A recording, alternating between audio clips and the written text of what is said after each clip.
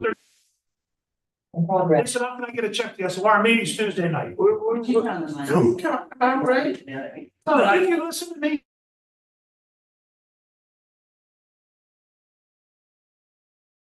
All right, here you go.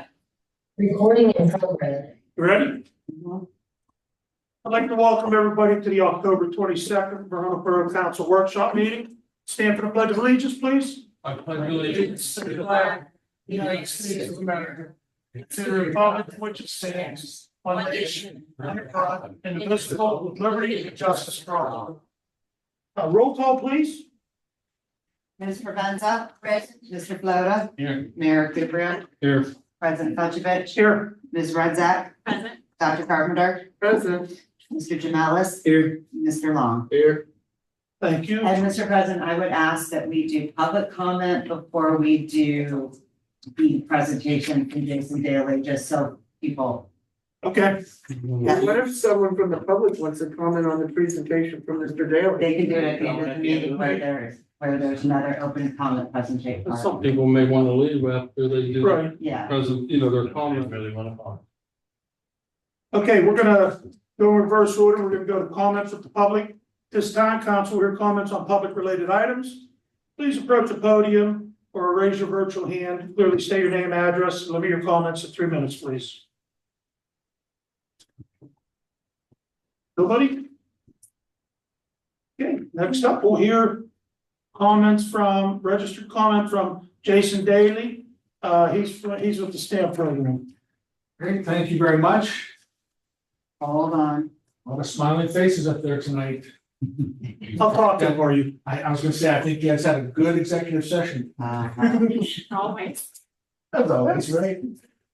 I'm sure you all have your presentations there and bring it, and first off, I'd just like to say thank you so much for your participation in helping to score the recommendations.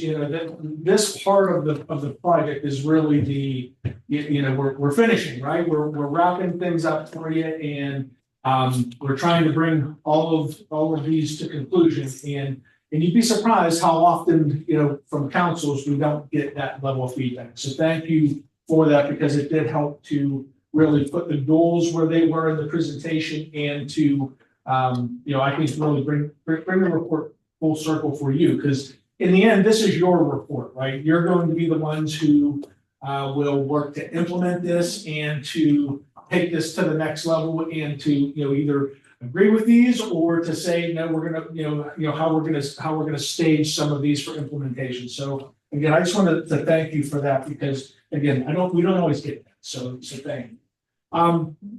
If I could, maybe I'll go if we could maybe jump to Sorry, I keep jumping because I'm like messing with two things. I No, that's apologize. okay. That's okay. If maybe we could go to slide 4, we'll jump that far in. This really talks about the 5 goals.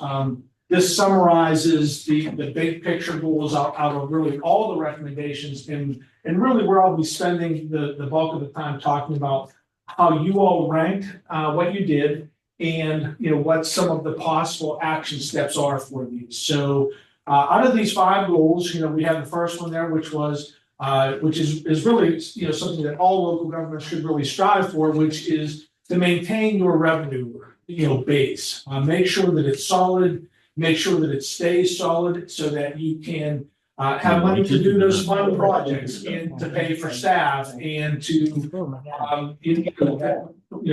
push through with some of the other projects and initiatives that you all have. So I will talk about that in a little bit more detail.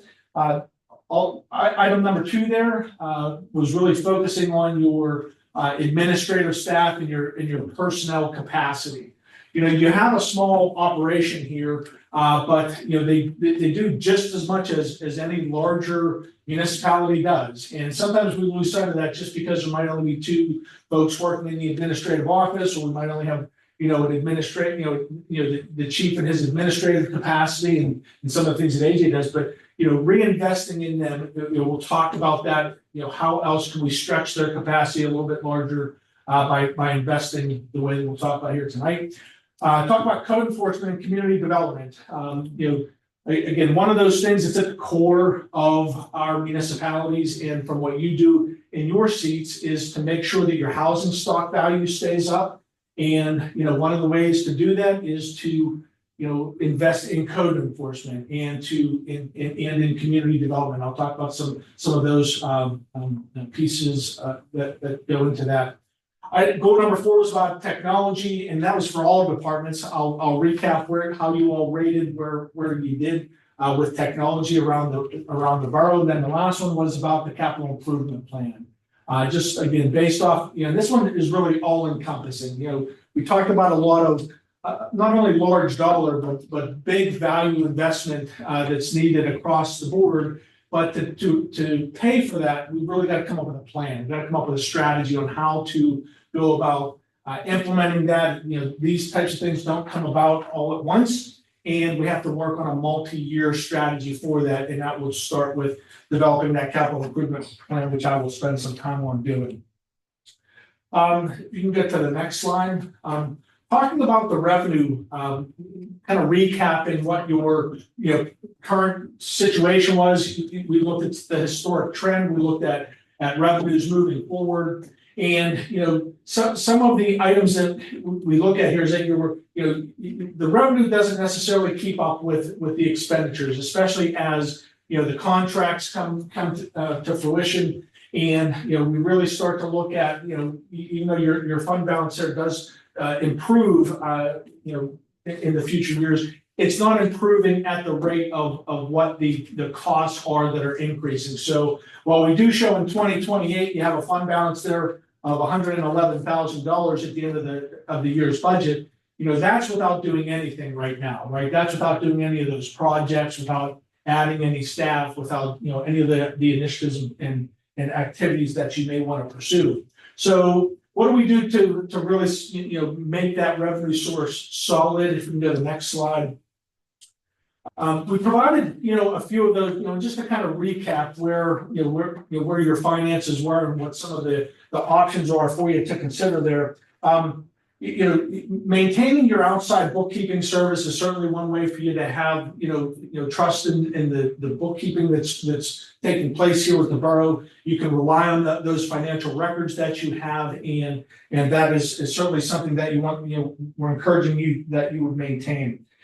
Increasing your delinquent tax collection, making sure that the delinquent tax collector is being provided with the most current information on those delinquencies, both in property tax and in EIT tax collections.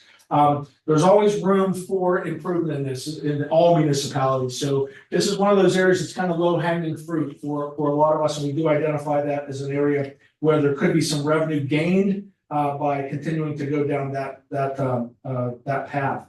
We talked about mechanical devices and fees, evaluating what those numbers look like. We did provide a recommendation of $1,000 per device.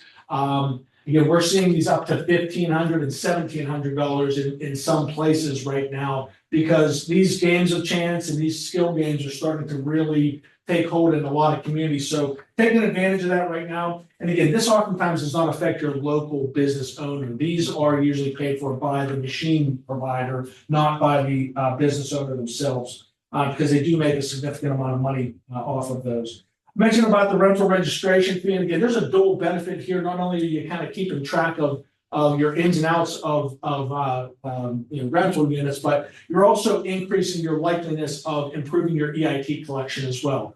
That's about 2 years behind from when people file their taxes as to when those EITs get collected if you're not reporting that stuff. So this is one more way for you to, again, start having that money whenever it's earned in the time that it is. And also, having a fee associated with that. We talked about a $35 registration fee. I've seen these up to $75 to $100 as well to help pay for the cost of the administration to run a program like this.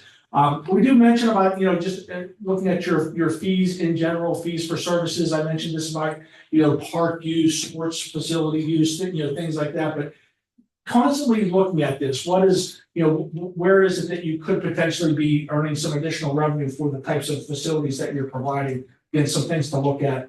Auditing your cable TV franchise fee. Now, this number has been tanking in every municipality, and the reason for that is people aren't keeping cable as much, right? They're streaming, they're going with streaming services now, but there's still a lot of money oftentimes found, through an audit of your cable TV fees here.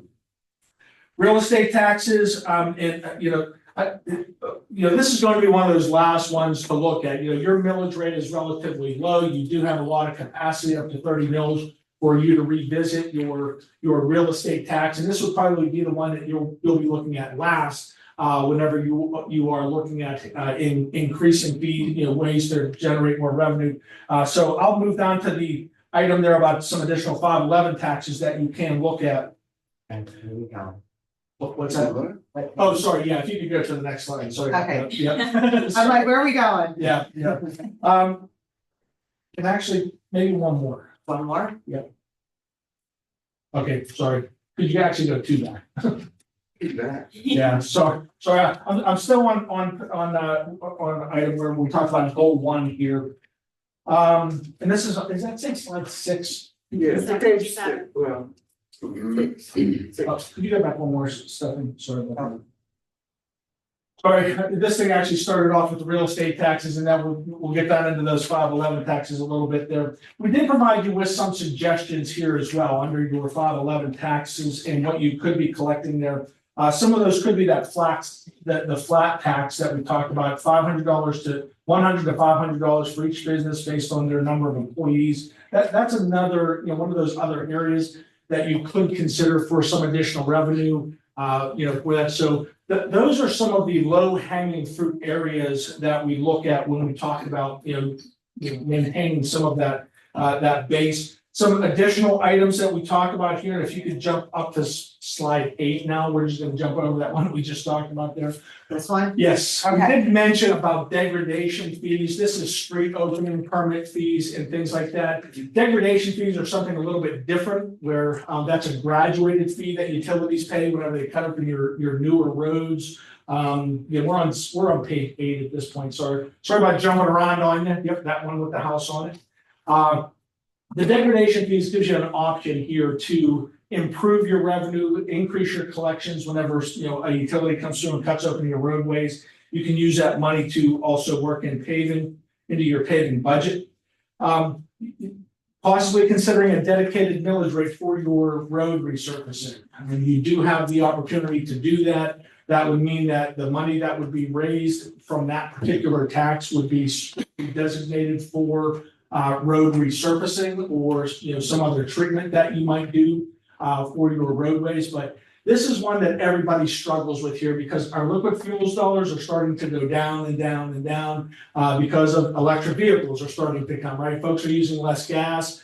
They did just introduce a new $5 fee on registrations that everyone's paying right now in every county. And so they're going to try to subsidize part of our liquid fuels money with that in the short term. But for us to be relying on just our liquid fuels is tough. It's tough for us to use that money. It's just not enough oftentimes to us to put towards a full street replacement plan. So considering a dedicated millage or some other source, and that some other source could be this next one that I talked about here, which is the stormwater management fee. Boroughs don't have the ability to currently do this on your own. The borough code does not permit you to do this, but it does allow you to create an authority or to utilize another authority possibly to work this fee through a little bit. So this particular one here, you certainly are no stranger to stormwater problems here. We talked about those with AJ. I think, some of you have brought those up in discussions that I've had with you.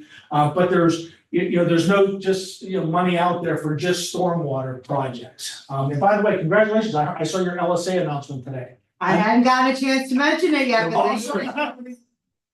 I gotta go.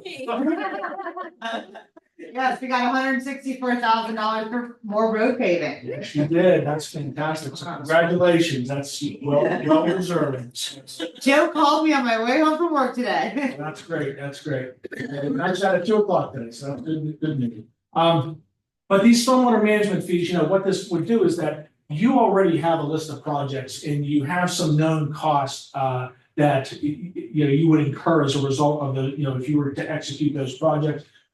These fees would be based off of, businesses' impervious surface and what the cost of those projects would be.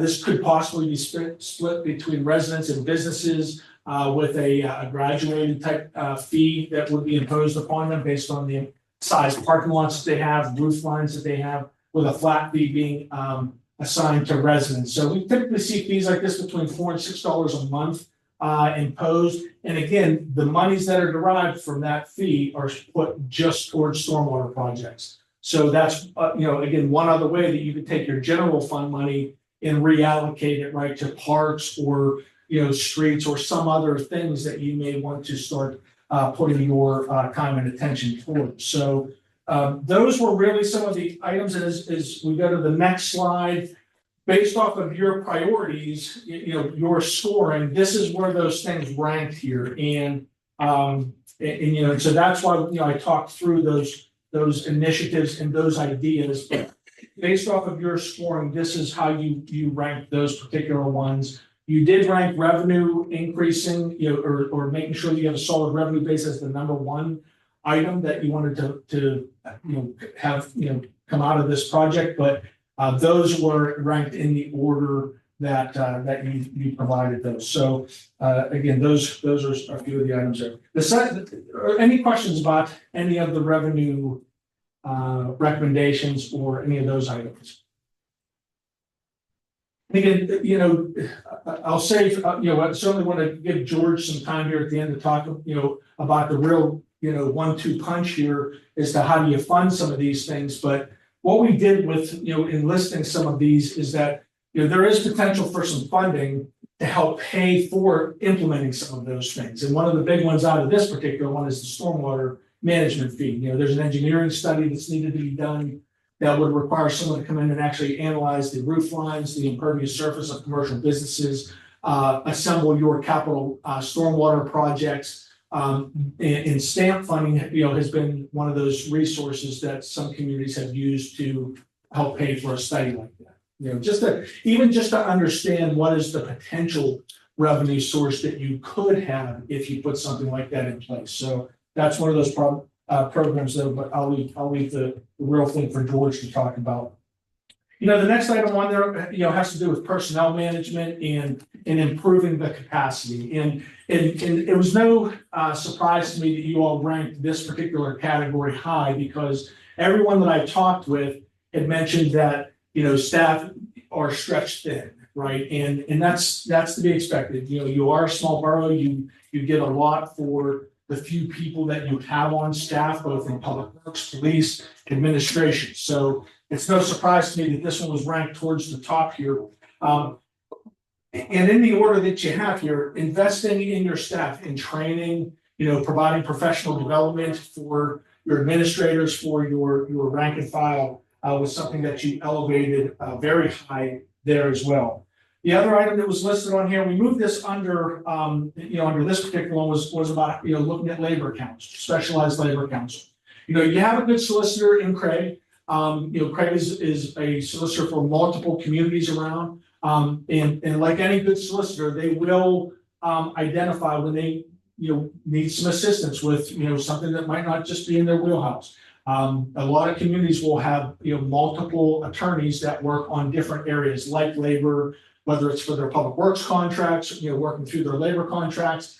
If they have internal issues with their staff or working through police contract items, they might bring in different labor counsel for that. So it was just an item that I know that you're working through some internal personnel items that we listed here, and you all felt like that was an item as well, just based off of your rankings as well. Talked about a human resource professional. This is probably not only one of the areas that certainly would free up your borough manager, but it's also probably one of those areas that has the highest amount of liability for you, right? That when personnel issues are sometimes it's the first time that we're seeing those items. Sometimes it could be the first time that a manager sees that one particular personnel matter that they could use some assistance with. I was just working with the town of McCandless in an interim capacity. They're a big community, 65 plus employees over there. And they have a contracted HR professional that they work with over there that kind of helps the township manager, that helps the assistant manager whenever they need things like that. So this is not just a small borough and a small staff item. This is something that I think even more complex communities identify as being an area that, hey, we want to make sure we bring a pro in when we need it, and we want to try to reduce our liability with this. To prepare and adopt an employee manual, again, a lot of this goes hand in hand, right? You bring in an HR professional, do they also help you maybe draft the personnel manual or work with Councilman Jamelis there to, on finishing up what he had been working on. The next two items there had to do with codification, making sure that that's just being kept up on, and digitizing borough records. These are ongoing. Some of these can help reduce some of that storage that's over in the public works mezzanine area over there that whenever I was walking over, reviewed that with AJ. But a lot of this will really help to make those records available to future staff, make them searchable, which is a big thing right now. It's one thing to see 20 labeled on a box, but it's another thing to be able to search and do just a keyword search for what's in that box, right? So that's what digitizing the borough records really does. It's more than just uploading ordinances and that type of thing.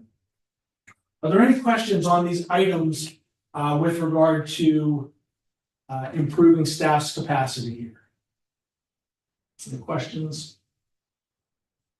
All right, we'll talk about goal number 3 then, which was enhancing code enforcement. We could go to, okay, you're already on it. I'm We're dialed in now. We're dialed in, Stephanie. Thank you. So, some of these that are identified in here, these were items that were called out as being important.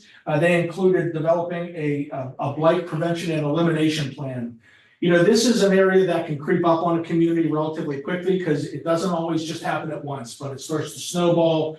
This is usually a result also of, sometimes some ups and downs in code enforcement activity and those types of things. And this was something that you all had brought up as a priority was we want to get ahead of blight. We want to get ahead of what, making sure that we keep our values up and we keep a good handle on what those look like. The next item on here was about, getting a comprehensive plan completed. I know you're starting to go down that path right now. This is one of those areas that, again, some of this will help, that comprehensive plan will really help, I think, identify some of these other areas like blight prevention and things like that. Looking at what your zoning is in certain areas, possibly, making some changes with that sometimes can have a direct impact on what that might look like as well. Jason, Yes. a blight committee? I don't think we have a blight committee, do we? Are you suggesting that we form one? We would, yes. And is that people from the community that could be on that as opposed to council? Yes, this would be made up of, oftentimes it's, I would say that there's usually a committee person who is spearheading that. A council person? Yeah, a council person who is taking the lead on that, working in getting folks from the community involved that might have a special interest in that. Code enforcement is, oftentimes participating in that as well because they can kind of help identify some of those areas. But there are some great programs out there right now, like the local government academy is offering right now, where they provide some blight studies where they'll actually send a team out and work with the committee to help rate the housing stock and also identify where those areas of blight and blight potential are, so they can get in front of that. Okay. And some of those, the types of things that they take into account: tax delinquencies, vacant, unkept properties, not occupied structures. They take all of those kind of things into account and give you a really comprehensive look at what makes up your community in that regard. The local government. Yeah, local government academy. Yep, that's Joy Ruff. Yeah. Is the executive director. Yep. So this next item on here about purchasing land management software. This is one of those ones that it might seem like it's a little bit of a later maybe a later goal, but it does help to really keep what activity is happening with building permits, code enforcement activity, all those kind of things, and be able to visualize what's really happening with that. And this might be one of those ones that comes a little bit later, but it is one of the We ones. already have one. Oh, you do? Yeah. What do you? We have I-work. I work, yes, you're using that for your code enforcement activity. Yeah. That's right. So this one here, I would say that this would be possibly, this recommendation then could be to enhance that. Whether that's with some of the GIS mapping that could be incorporated a little bit differently with it, or which is, everything's a module with that particular software, right? If you want to have the public facing code violation reports or something like that, it's all, a couple $1,000s extra. So this recommendation, I think, would still play into that particular item. About engaging a professional consultant for, borough development. There are areas within the borough, and I know that you're starting to see some newer activity on the main street there that you could potentially, see some redevelopment. You could see some additional, possible industrial development down in that corridor down there. This is something that if staff don't have the time necessarily to always work with developers and to work on parcel development, maybe some zoning changes or something like that, engaging a development professional might be a recommendation for you to consider with that. The next item on here is about adopting construction standards for public improvements. This is one of those areas where when we start to see redevelopment, especially if we don't have a set of adopted construction standards, like for how a sidewalk gets developed, how curb cuts are actually handled. This is something that is one of those areas that can add some consistency, and it can also really make it a lot easier on staff to not have to explain all of this within the code. The last item, Jason, is that part of the UCC? This would be above and beyond that. So this would be more like a. Because we're with the UCC with the COG. Yes. The IMPC we have, and then we also have our own code. So. Yeah, your own local property maintenance code, maintenance items. This is more for the construction of those improvements. So, for instance, if a business was to come in, this would maybe illustrate a little bit more about what they needed to do in front of their facade. You do have your street trees, you have decorative lighting. These types of improvements would be standardized in a improvement code like that. Yep. Thank you. Yep. And then lastly, in this one here in particular, this developing possibly a Main Street manager type approach towards community development. This is another one of those areas where you have a lot of new and interesting businesses that are coming into the borough right now.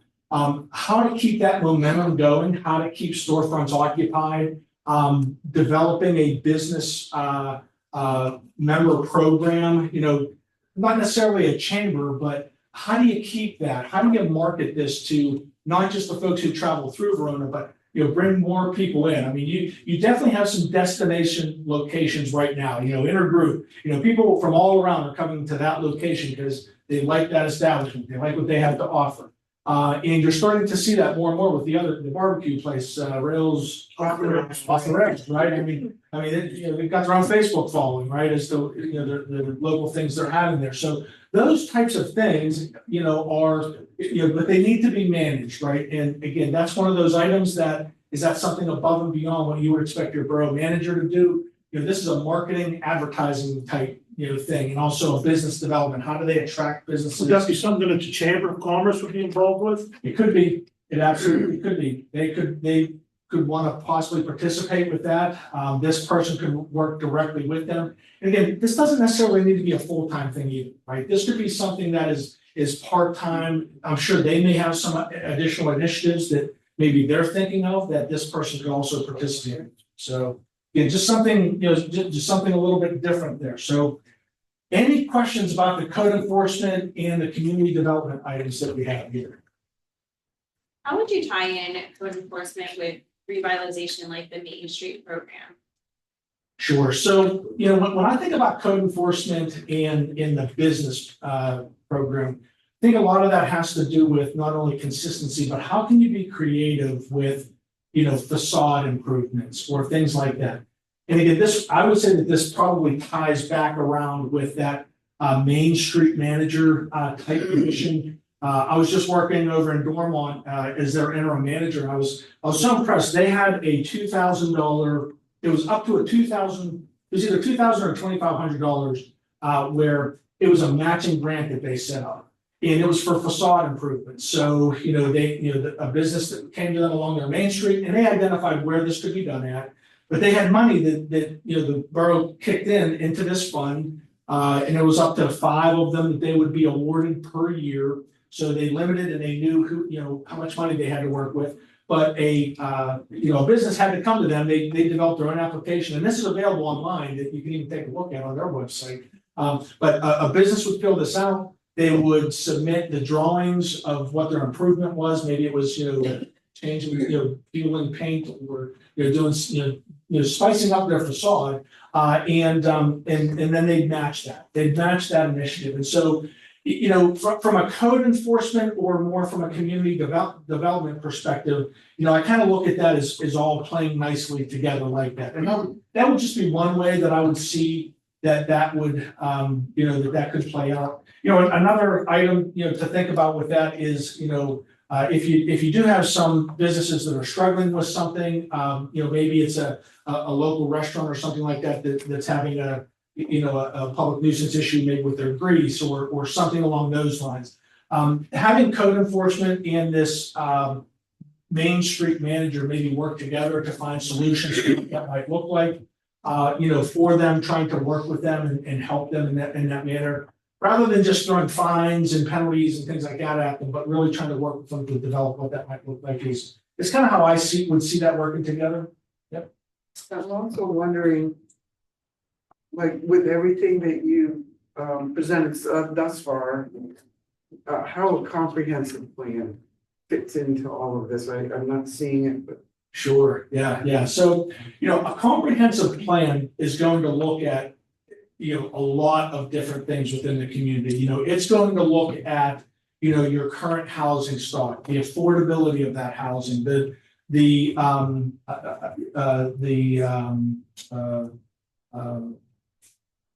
makeup of the housing stock and the income levels and all of those kind of things.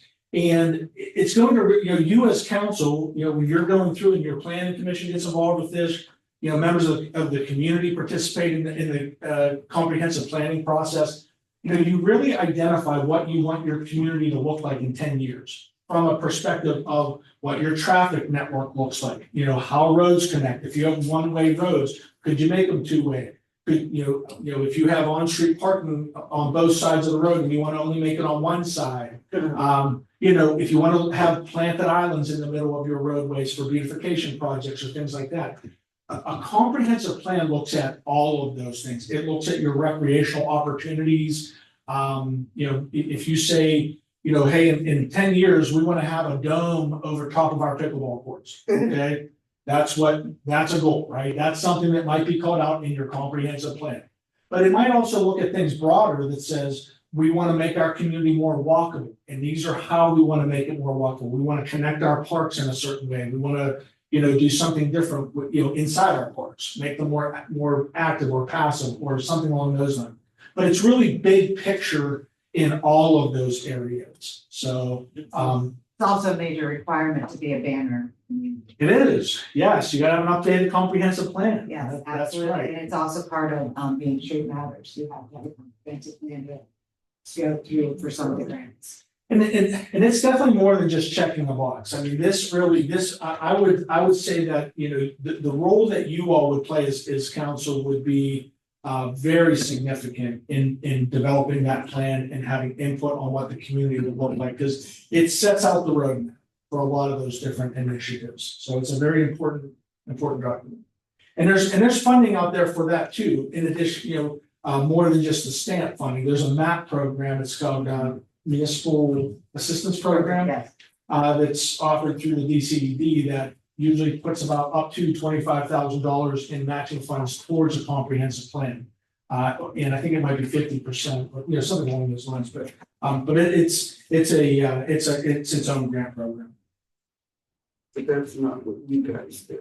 Right, yeah, there would be an actual, there are a lot of different companies out there that do a comprehensive plan, because they take months to do that, and they have a lot of public input meetings, progress meetings, and they provide a lot of, it's a process. It's, if you were going, I wouldn't suggest that you would use the comprehensive plan as one of your financial applications through the STAMP program, because it's going to take a long time to get that one moving and off your plate. It takes a lot of horsepower to kind of get done. Any other questions about the code enforcement community development piece? The next is going to be the technology section here. And again, there's a lot of opportunity in here, and the reason why I list what I do here, your police software is one of the big ones that is going to need to be replaced. That's a big dollar expense. I think the minimum fee that I've seen for that particular software that is going to be necessary is around $40,000 to $60,000 for that software.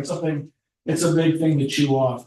But I want to start off with, cameras are just about everywhere these days. I think I saw statistics recently that, within a 5-mile radius, you're being picked up by 120 different cameras in some fashion.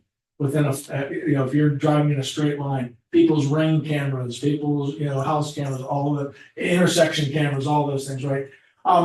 There's a very good value to that as a local government, especially with what you've got in your resources at the parks. I know that you have a spattering of different cameras. They're all on different platforms. Some of them are closed circuit. Some of them do report over the internet.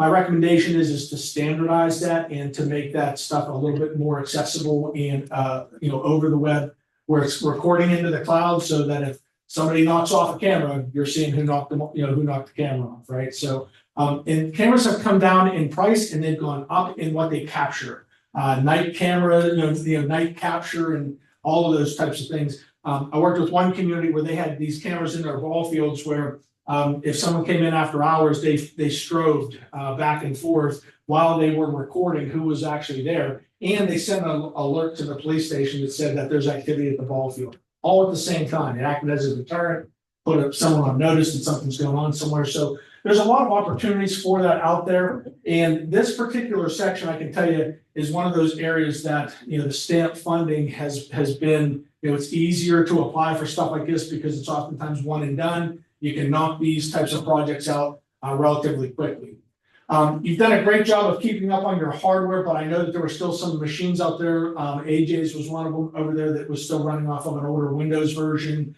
So I suggest any of those machines that you have out there, make sure they're keeping up with the Windows 11 transition that's going to take place. I think that's next year, October of next year. So just make sure that those get updated, because Microsoft will stop updating that.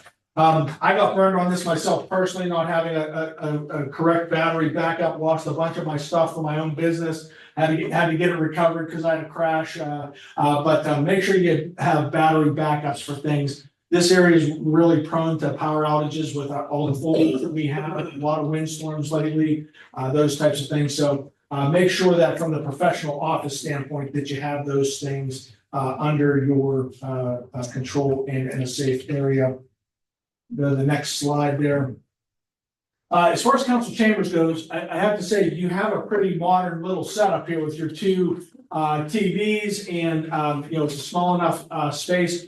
Always room for improvement with this though, and again, anything that you can do to improve that. I did pull out some items in here for council chambers. Some of these could even be, how you're all reading paper right now, improving, tablets or PCs for you all to access whenever you come in here.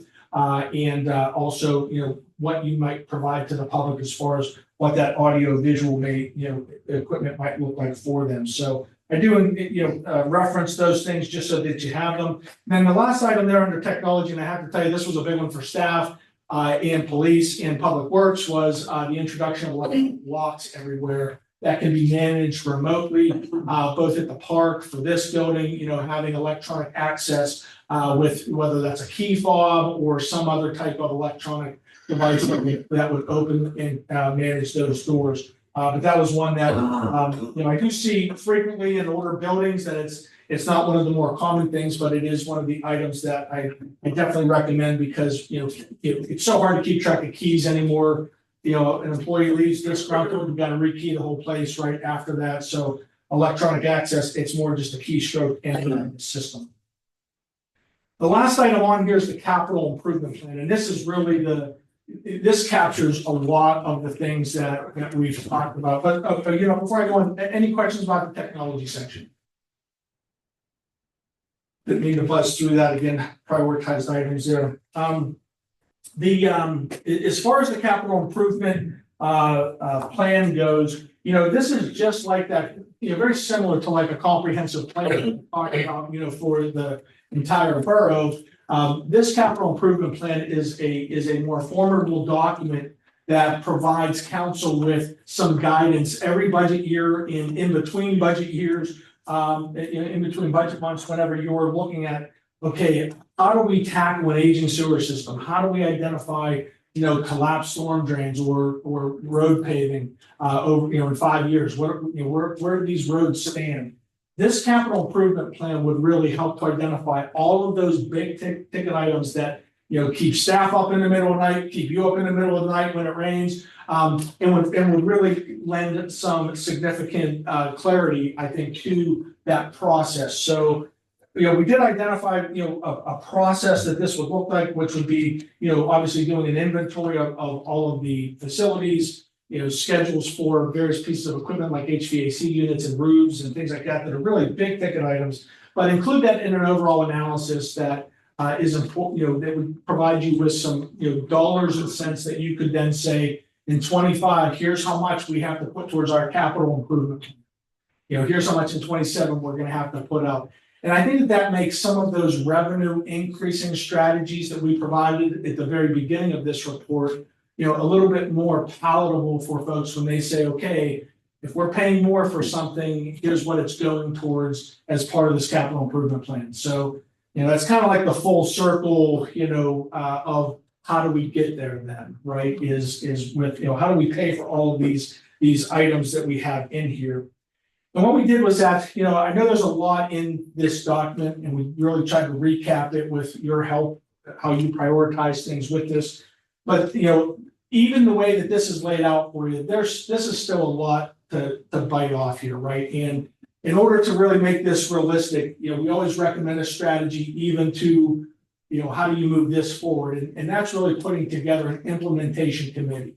Whether that's a group of a few council persons and a, staff member, keeping somebody like me in the mix or, to help, keep things focused and on time. But the guidance here is that don't just let that report sit on the shelf, right? You put a lot of time into this, you have identified some priorities off of this that you'd like to see done and in putting together an implementation committee that could really report back to you all with some deadlines, with some goals of grant applications, how, in a timeline of when they would be expected to be accomplished would really be the suggestion that we would leave you with as a result of that.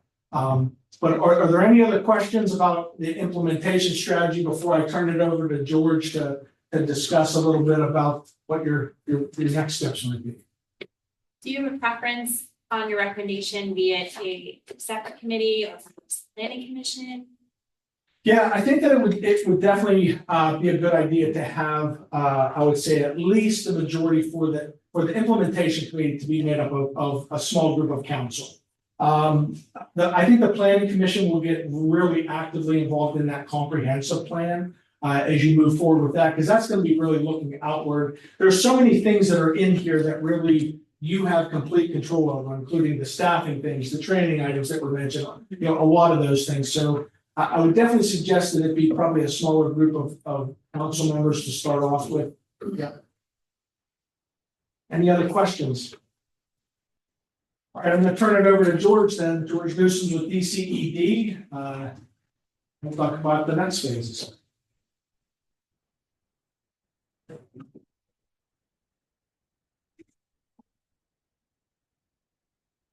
Good evening, everybody. Good evening.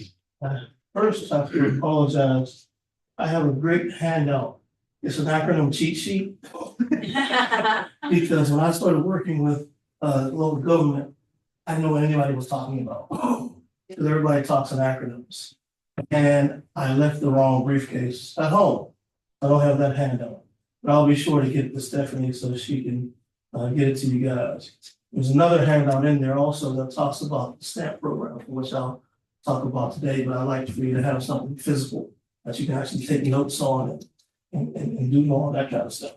But I'm George Newsom. I am local government policy specialist for the southwestern region of the state. I have 9 counties, including Armstrong, Allegheny, Beaver, Butler, Fayette, Greene, Indiana, Washington, and Westmoreland. I got them all. All right. And what I do is, my job is to partner with communities to assist them with any set of a number of tools. Tools that would help assist with working towards financial solvency or more fiscal responsibility. I am not a spy or watchdog for DCD trying to find out anything that you're doing wrong. My job is to partner with you to give you tools to help you get it right. So I don't come to tell you you have to. I come giving you suggestions and tools on how to make that happen. There are more people who do the same thing that I do. There are local government policy specialists who just do planning parts.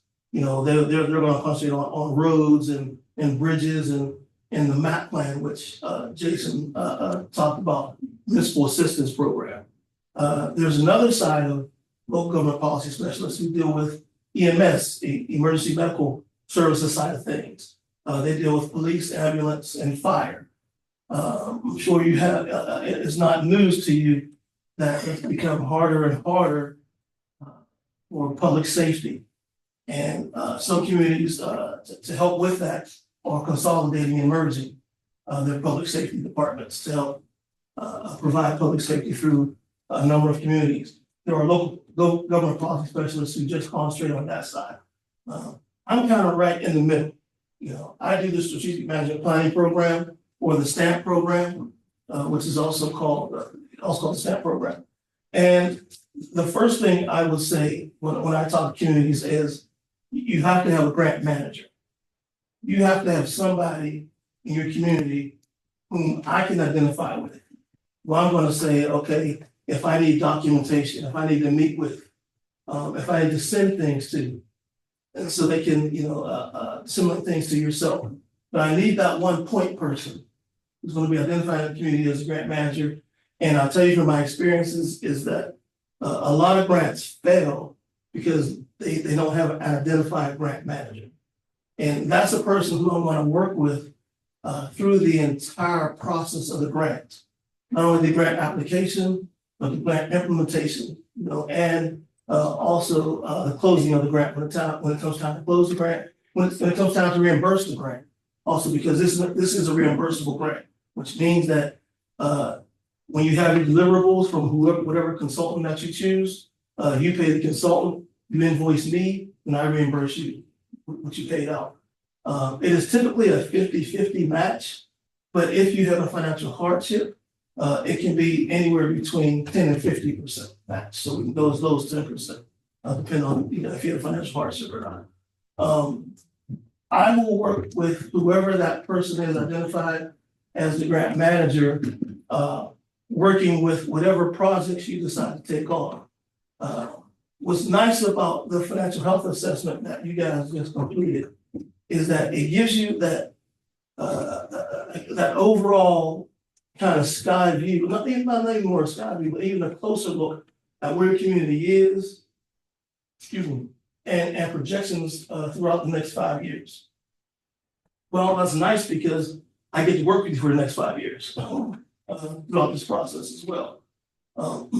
So what happens is now you guys get to look through this final document that you just completed, and you get to determine what recommendations you want to become projects.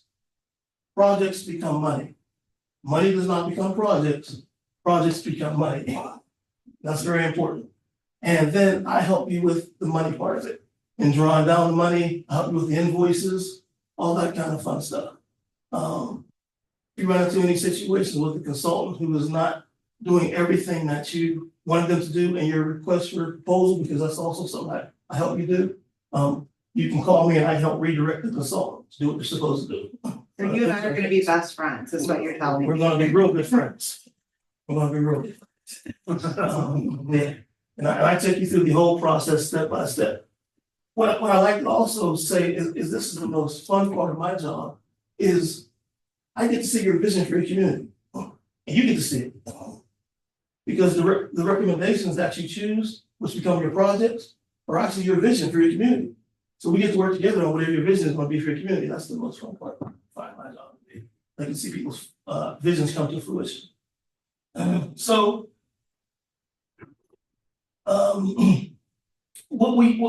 Once you submit a request for proposal, RFP, and I'll help you with, I have a sample of all that kind of stuff that I'll be providing Stephanie with.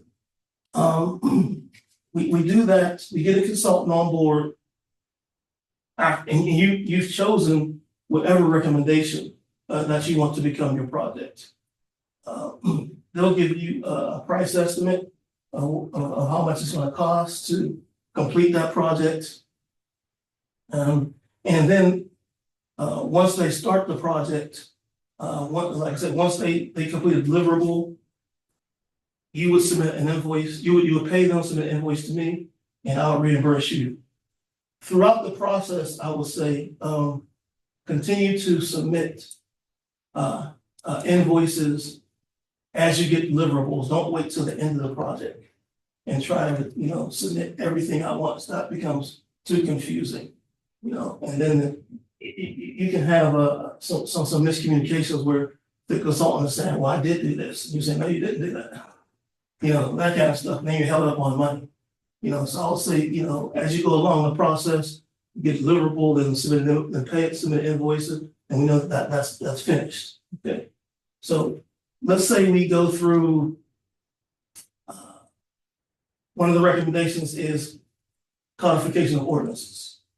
And we pick that as a project and you get general code to come in as your consultant and do that.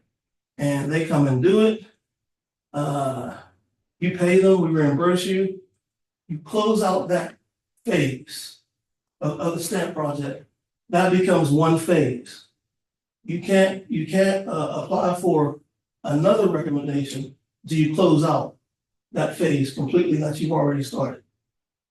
But you can apply for as many recommendations as possible that are in the final document over the next 5 years. You can have phase 2, phase 3, phase 4, phase 5, phase 6. Within those phases, the typical dollar amount, and that's for each phase, is going to probably be somewhere between $40,000 and $200,000 that you can spend, that you can apply for the use of funds that you'll be drawing down from the state. And like I said, it's typically a 50% maximum, meaning anything you ask for, you're going to be asked to put in. But however, if you produce a letter of financial hardship, that can be reduced to as low as 10%. I think that's probably where you guys are anyway. That's probably. Also, when you apply for a new project, you need a new resolution. Each project that you apply for, and that's because you want to be totally transparent. We want you to be totally transparent to the community. Want everybody who is involved, certainly in council, to know exactly what's going on. So we have a totally transparent policy with that.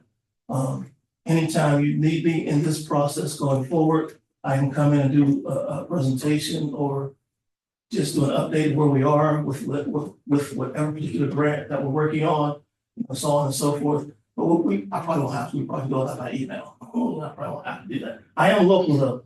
I was born and raised in Pittsburgh. Steelers, Penguins, Pirates fan. Probably a Ginzer, maybe. Went to All Rice High School, Pitt, not Penn State. So, and I currently live in McKeesport, about a mile outside of Kennywood Park. So I'm local, so it's not hard for me to come here. We do have travel back and forth to Harrisburg every now and then, but hopefully as the weather gets colder, that's a lot more fewer far in between.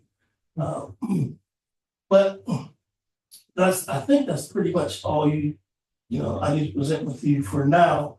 As I said, Stephanie and I will become very familiar with each other as we go through the process, emailing, talking on the phone, going to lunch, whatever. Hey, cool, I'm all for it. That's what I do. That's the fun part of my job. So, any questions for me? So obviously, one of the first grants we're preparing to go for is the MAP grant. My committee was helping to look into that more, but had a lot of confusion about whether or not we still qualified for the 10% match. Can you help clarify? Because I think we landed out, we have to pay 50%, but it sounds like since our economic position hasn't changed, we should still be able to get. Well, I'm not back on stand. I know that. Okay, but yeah, depending on your economic situation and position, and like I said, I think what I remember, and I don't want to get communities mixed up, but what I remember, I think you got probably already qualified for 10%. Stephanie would just have to supply me with a letter requesting a reduced match for that. What I do is of course, I look at it and I look at the reasons that you have in that letter, and I send it up to my management team, and they actually make a final determination on what the final position is going to be. With every application, this is like a pre-application step, it's applying for the reduced match. You could do that now, yeah, you can do it anytime. Yeah, you can do that, When yeah. we did the stamp grant, we did it when we applied. Okay, fine. I already have it somewhere, we already have it on record. Yes. Yeah, that's fine then. That's I thought I remembered that, so. Yeah. We're good with that already. Okay. So basically then our next action step here Mhm, is to determine right, out of all the recommendations, yes. which top 5 things we want to make Exactly. our projects or what, Yeah. whatever. Yeah, you guys have to prioritize which ones you want to do, first. Yeah. And I didn't know, maybe. Sometimes did you guys highlight them this time? Sometimes. We did. Okay, Yeah. yeah, they do a nice job of highlighting some of them in there that are probably gonna be able to go through pretty quickly. And they do a really nice job of doing that. This consultant. Yeah, there's several high priority recommendations in Mhm. each of the top 5 goals. Mhm, So we still have to distill it down, right, if we just want to take 1A, 2A, 3A, or take 2 in one group and Yep. 1 in one group and 2 in another group, or have more than 5, or what we want to do. and you can always call me, Stephanie, before you do submit an application, say, hey, George, this is what we're thinking about. What do you think about going in that direction, that kind of thing. I have to remain non-biased when it comes to the consultant that you choose. I'm not allowed to show any bias towards any consultants that you choose, even though I may have them. I can't show it. I'll do my best to try not to do that. Also, I can't write the project narrative, but I can give you some hints as to what kind of keywords you can use in your narrative that your application can be scored higher. I will do that. Very good. Thank you so much. I'm easy to get along with. I'm modest, low key, handsome. Oh, there you go. Perfect. And you're a Pittsburgher. I'm a Pittsburgher. Good luck with the Ohio girl. Yeah, Oh, sorry. I mean, Russell, Justin, I couldn't decide. So, but I'm happy with either one. Any questions from you guys? No, Okay, thank you. thank you for coming out, Thanks. appreciate No it, problem. appreciate all your future help. Thanks, George. Thank you. Jason, are you done or? Yeah. And just so everybody knows, the slideshow that was just up will be put online, probably by Thursday. Thank you guys for coming out, appreciate it. Okay. Next up.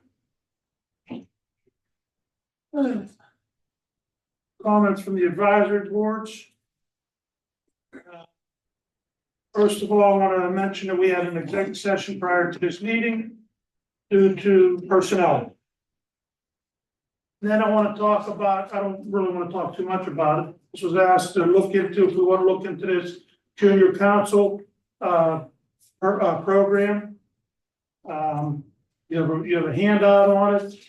It's for kids in school, college, that might want to be involved in politics or in government. There's some priorities such as suggested guidelines. It should be given to borough residents. They can serve a 1 or a 2 year term. And we can have one or more junior council persons at the time. They should be seated with the council and actively participate.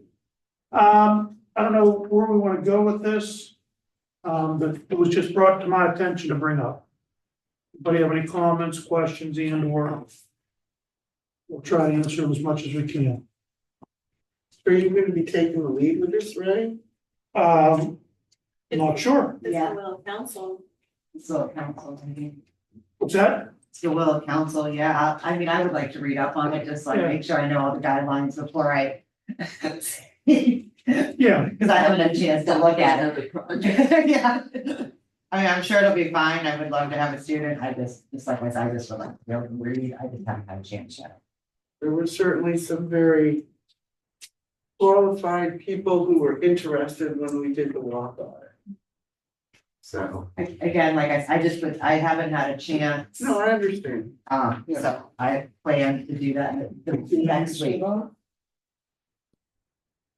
I think it'd be cool.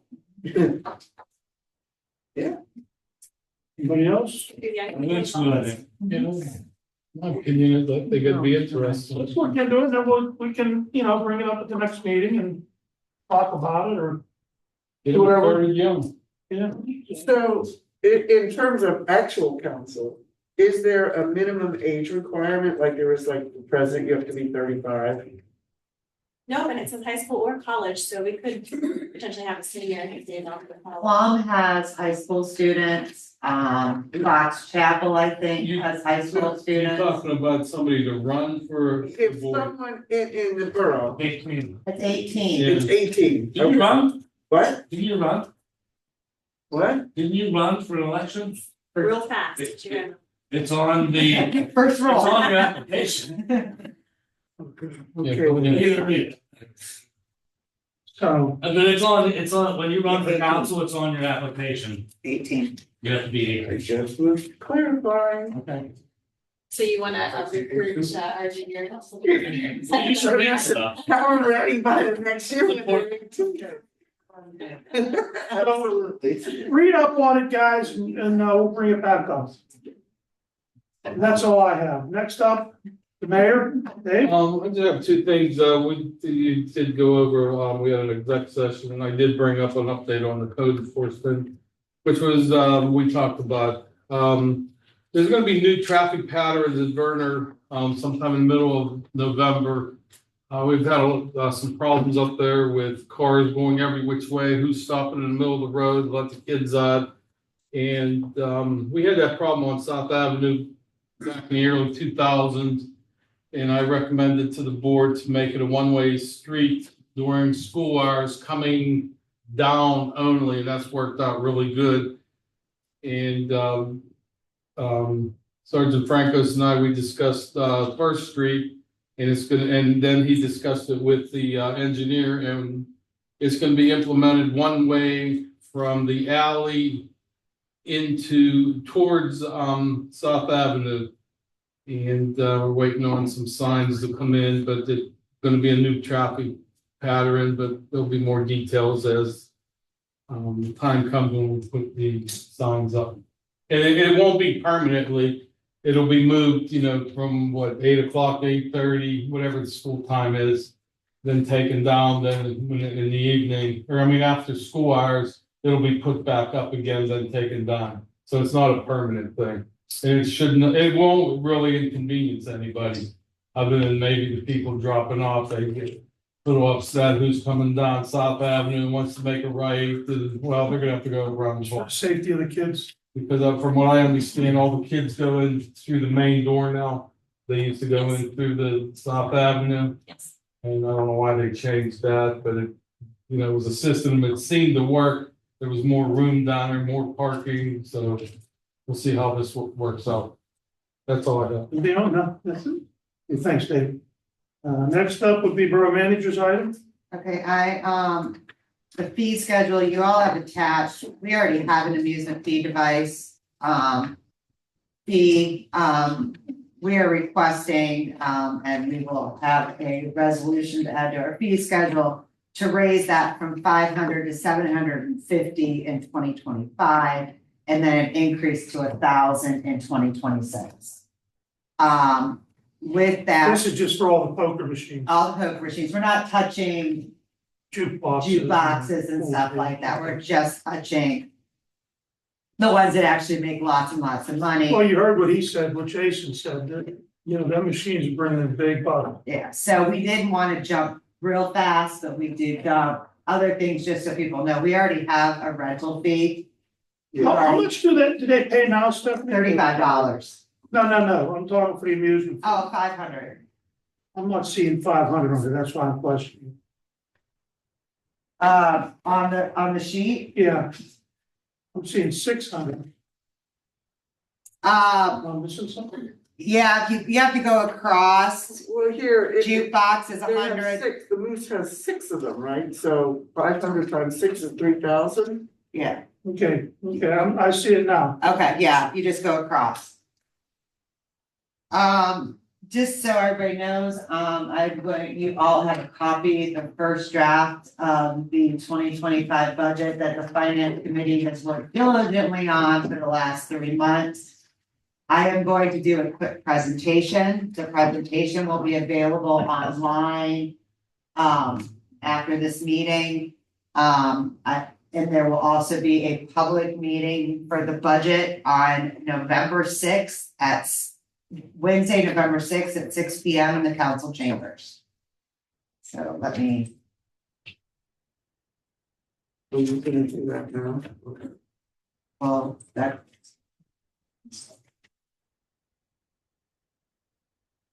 One second.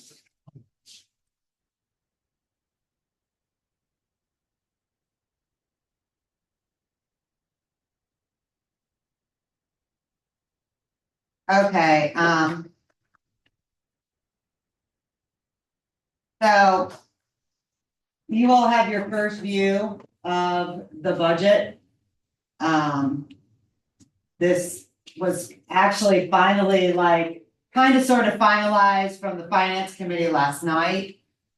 This is quite a bit of work, and so just for everybody to know.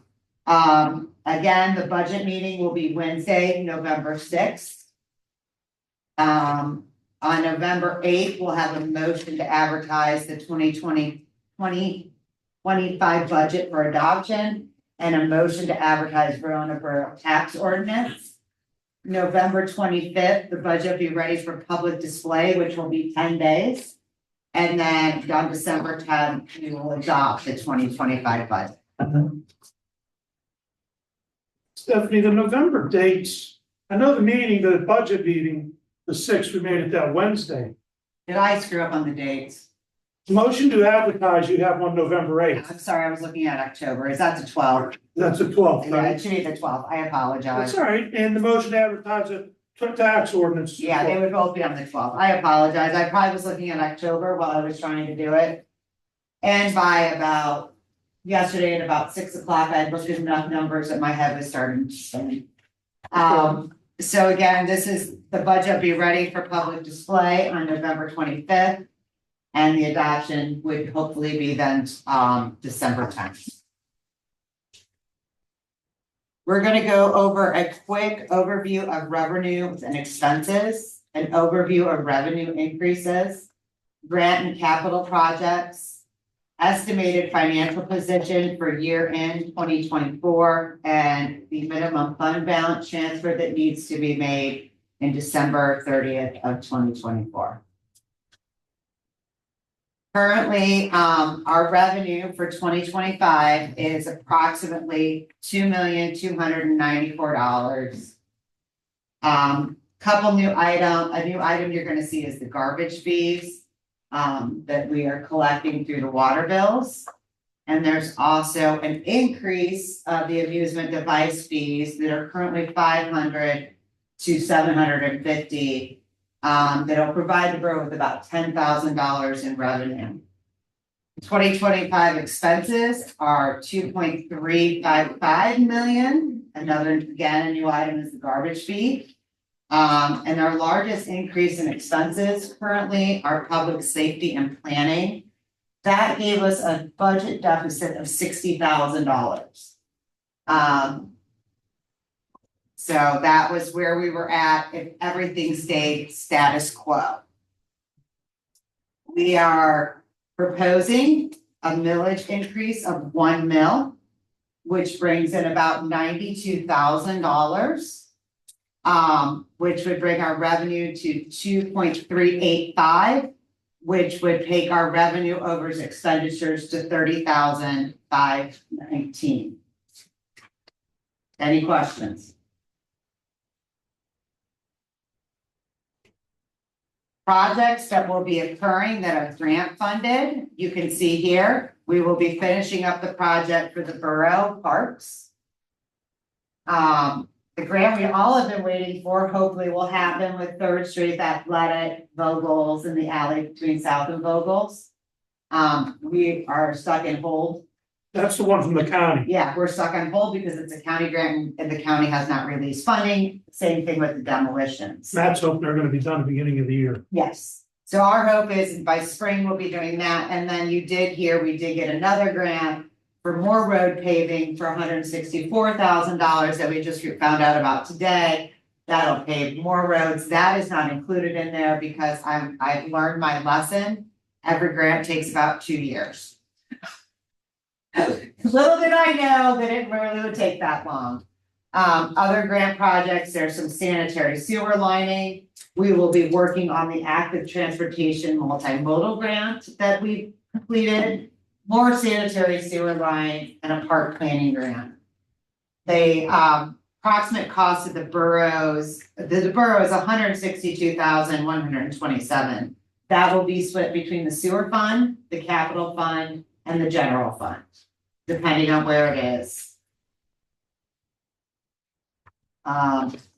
These are one-time cost items that will be done this year that are built and also into the budget. We will be purchasing a new lawnmower and infield grader.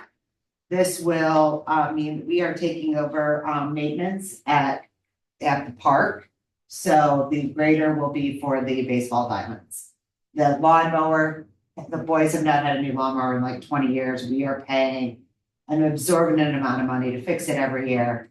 It's cheaper to replace it at this point. Other things would be bricks, the brick painting at East Railroad that needs to be fixed before the open. We are looking at the line on Center Avenue and Second. There is some discussion because it's gonna have to be a single line if the council still chooses to want to have it there, because it cannot be a double line. We're gonna fix the apron at South and ARB. When we did our walk audit, Matt and myself and remember who was with us, noticed how bad that apron is right by those cobblestones. We'd like to get that fixed to get rid of the falls. We need to update some signs, which would be all the red and yellow signs. They're not ADA compliant, nor are they pretty. And so we're gonna replace all of those. Being red and yellow, they're extraordinarily hard to read. So those are mostly the park signs that say no parking on borough property, don't feed the duck. But we'll also update other signs that need to be fixed. And then there will also be tree trimming that needs to be done. There's trees that need to be cut down at Riverside Park and Riverbank Park, and then there's some stuff that needs to be done at Railroad Park. The approximate cost of this is about $89,000. 26,000 of it will come out of the general fund, 63,000 will come out of the capital. So that's kind of where we're at. And I think I caught almost every wish list item I could get. Just so you know, and everybody's gonna look at this and then I'm gonna talk about it a little more. Currently, our general fund has a fund balance of $844,000. It is estimated that at the end of the year, we will have $872,000.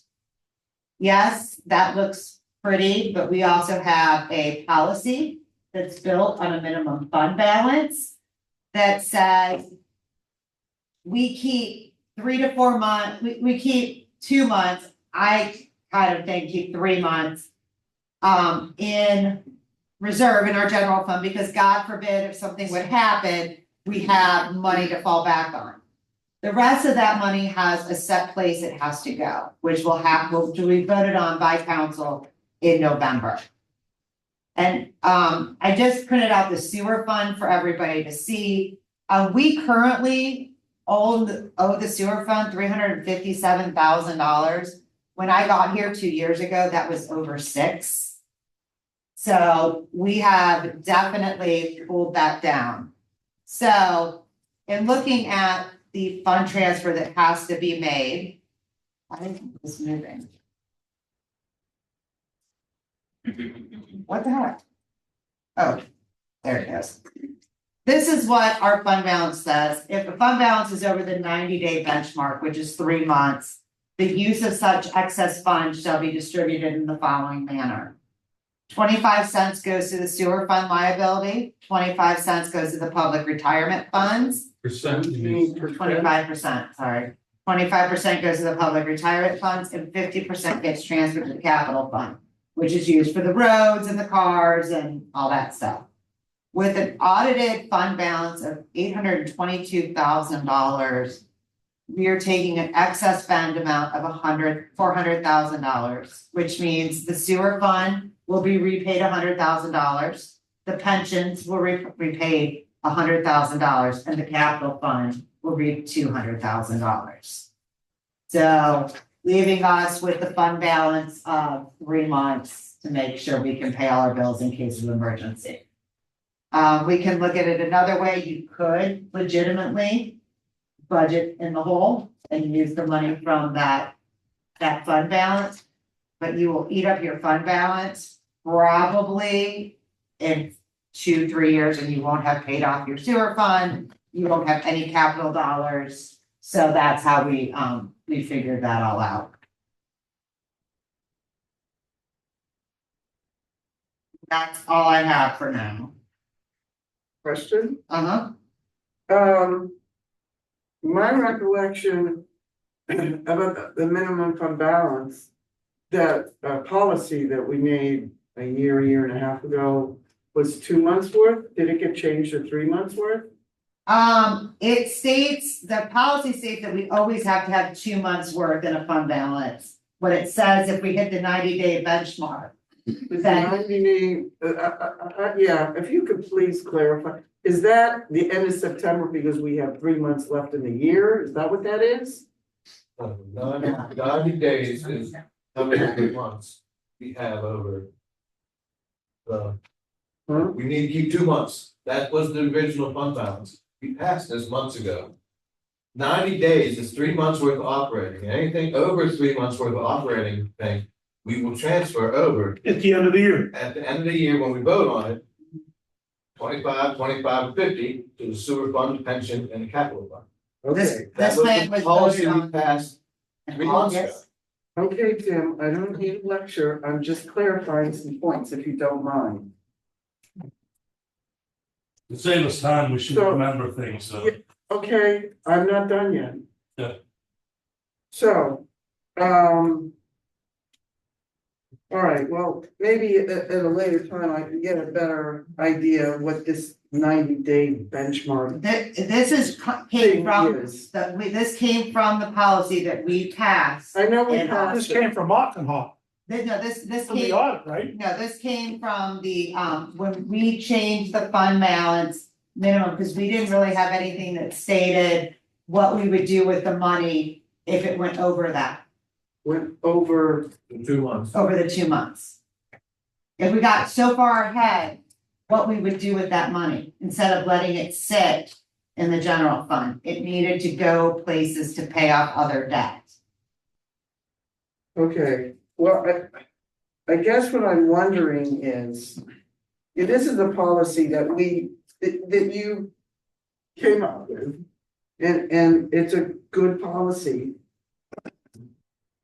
The only thing I'm wondering if we could tweak it a little bit so that we don't We have did, to raise taxes a mill in order to well, only here, $30,000 in the black. In other words, if we, since it's a policy, we can change it.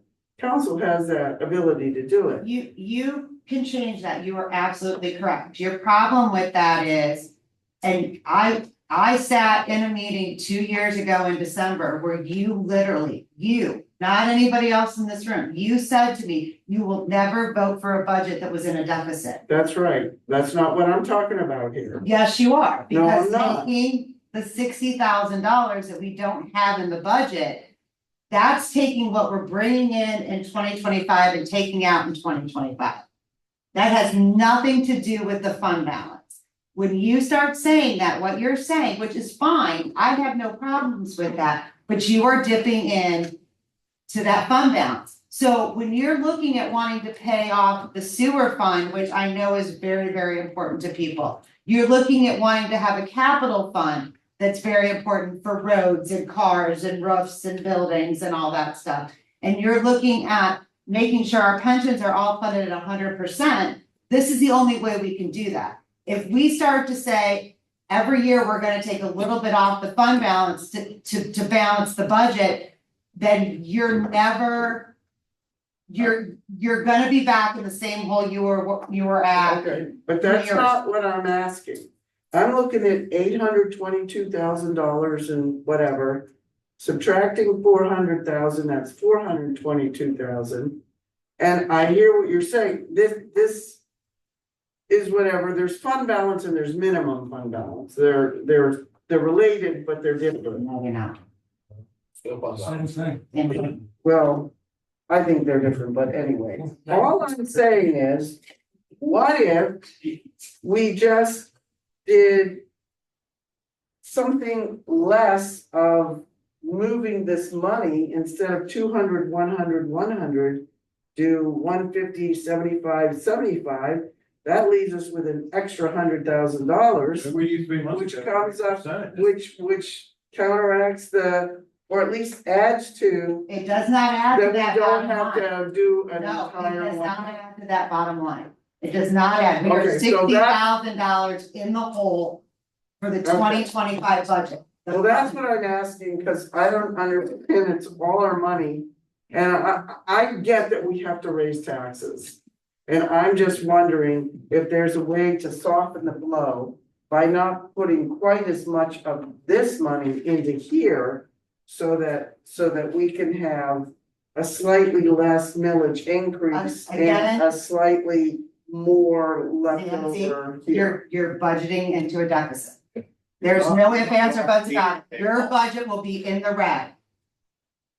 This is what you're talking about. You're literally talking about robbing Peter to pay Paul. We're not doing that. You even said we're not doing it. And 3 months ago, when we passed this minimum fund balance policy, where were these questions then? When we put the percentage there and everybody was fine with it. I didn't have the numbers back then. Look, I think it's a fair question for council to consider, do we want to have a less aggressive method to repaying some of our obligations in lieu of 1 mil, right? Yeah, I'm not saying, we obviously have to raise taxes. If we wanna maintain a fully staffed police force that we finally got. And we wanna maintain all of our staff. We have to raise taxes accordingly. We can't ignore it for 8 years like we've done in the past and then get into the problem that we had 2 years ago. Where we had to raise taxes 3 mil. Here's what I'm gonna That- tell I you. just wanted to raise them five. That's not responsible. That's not what I'm saying. Yeah, it is what. I'm saying the way that Trish worded it, it's a less aggressive however you But say the it. problem That's all is, I'm and asking. what you all need to understand, as I sit here, live and breathe. The fund balance is an audited number. If you budget your 2025, I don't care if you say you're gonna take it out of the fund balance, you are still budgeting in the red. And I was told point blank 2 years ago that that was never going to happen again. And if you choose to do that, I will do what you want. What I'm saying to you is, if you're gonna do this, every year it's gonna be get a little bit easier and a little bit easier and a little bit easier.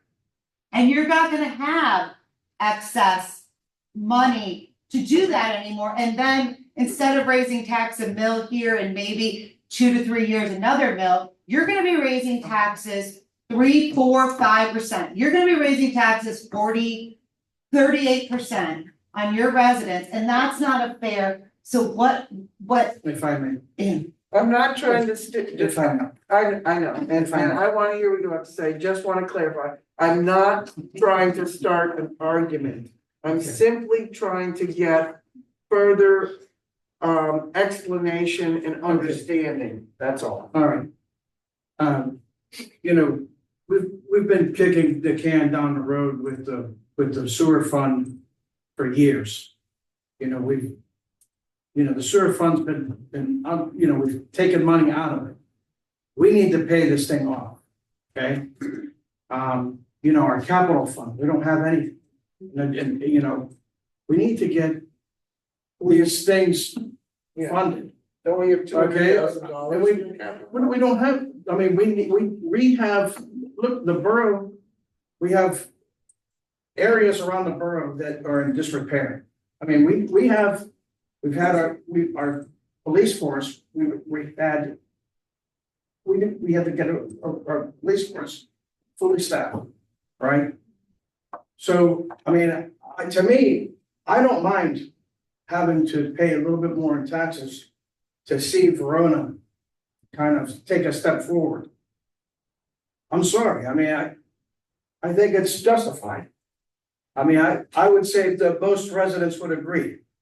I mean, it's necessary, we have to do it. It's And I think especially, people gotta realize too, we reopened the police contracts and had to give them significant raises this year to try to get police officers and keep them and run the borough. And we all knew that this was gonna happen. We all knew it. Do we want our town to crumble, or do we want? We want it to our thrive. Town to thrive. And if it costs a little bit more a mill, instead of, like Stephanie said, 3 or 4 years down the road, we're pushing another 5 mills. I think she's cut as much as she can out of it. And we've all discussed this fund. It's been discussed. And even Markenhoff, when they did the audit, they suggested we, House stock, yeah. Hostock, yeah. I mean, let's talk about 3, 4 years ago, I'm sorry, Ray. No, Let's look Can at I, 3, 4 years ago, we were negative, we cut all the paving, that's why most of the roads in Verona are in disrepair. And we're literally fighting right now to try to get them back into maintain. that's the point I was gonna bring up. We raised taxes 3 years ago. We did not raise taxes what was recommended. No, We nickel and dimed it then too.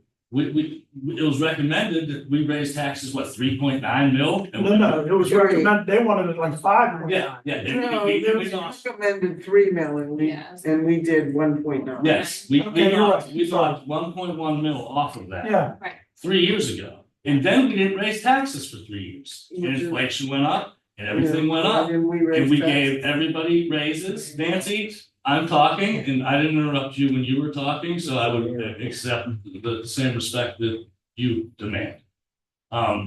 So if we short ourselves 3 years ago and then didn't raise taxes for 3 years and everything else went up, I think a 1 mil increase is best case scenario, right? Because if we don't, what happens in 3 more years? We're gonna spring a 5 mil increase on the town? That's gonna go over well. That's not my point at all.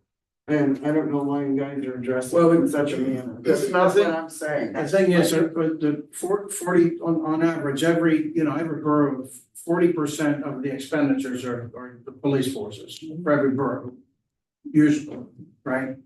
And we're faced with, the situation where, we have to not just keep our police force, but maintain our police force and, retain it over the years to come. So, we're gonna have to just look at our budget from the perspective of how are we gonna be able to maintain and keep these guys and make sure that they have the equipment that they need, the vehicles that they need, the support that they need down the road. I know that, we wanna keep costs down and, we wanna make sure, we're doing everything as efficient as possible. Absolutely, but there are times that we need to really pick up the revenue, and this is a time we're gonna have to do it. Because we're gonna be struggling if we don't. And again, we are through the COG getting a few grants for the street repairs next year. We're doing Sylvan Way this week through a grant. Getting Front Street and Third Street and all these, we'll put in another grant for more paving. So we are getting back on a paving, we're getting a lot of grants. But we have to match. State Rep McAndrew got us this grant that we got the call on today for $165,000. And that's gonna do a lot of streets. So again, we're looking at other ways of revenue other than just raising prices. We as announced tonight, we're increasing amusement fees. We, in the past year, our public safety or we increased parking tickets. We're doing, it's not just like we're gonna increase taxes and of that. No, we're doing it a full comprehensive evaluation of what we can do to better our funding streams. It's not just by raising taxes. That's just. Well, we got the new dump truck, new leaf blower and Vector and box with the grant, it's which saved the borough money. We are looking at, and I mean, just so everybody knows, some of the things that are suggested within that stamp grant, with fees and items like that, those are gonna take months to pass. Those aren't something you can just pass in 5 minutes. That's, that is the difference. To be honest with you, this is not the avenue I wanted to go. I don't see where we say we raised our police budget over $125,000 from last year. And we say, we can't just pull the money out. I can't say to DPW, well, you have to give up so much so that that there's gotta be fairness all around. And I think what people are mistaking, the fund balance is the fund balance. When you do a budget for a year, no matter how you look at it, when you look at the income and you look at the expense, whatever the excess or the negative is what you've budgeted. So if we do nothing, we've already shown we've raised the amusement taxes. There's some other increases that have gone into there. If we do nothing, we will sit $60,000 in the hole. And that is what it's gonna look like. And that is what the public's gonna see. That's what DCED is gonna see. That's what the state of Pennsylvania is gonna see. I wish I had a better answer. This is not where I wanted to be, so. I'm not objecting to the tax rate. I just want to be clear about that. And, I get what you're saying. I mean, we wanna try to see if we can get creative as to if there's any way we can tweak it. Perhaps what we can do. I think you have to look at it this way. If you really wanna look at it, expenses overall, so if you look completely just at expenses overall, they raised 10.2%. If we did not do a tax increase, the income raised 8%.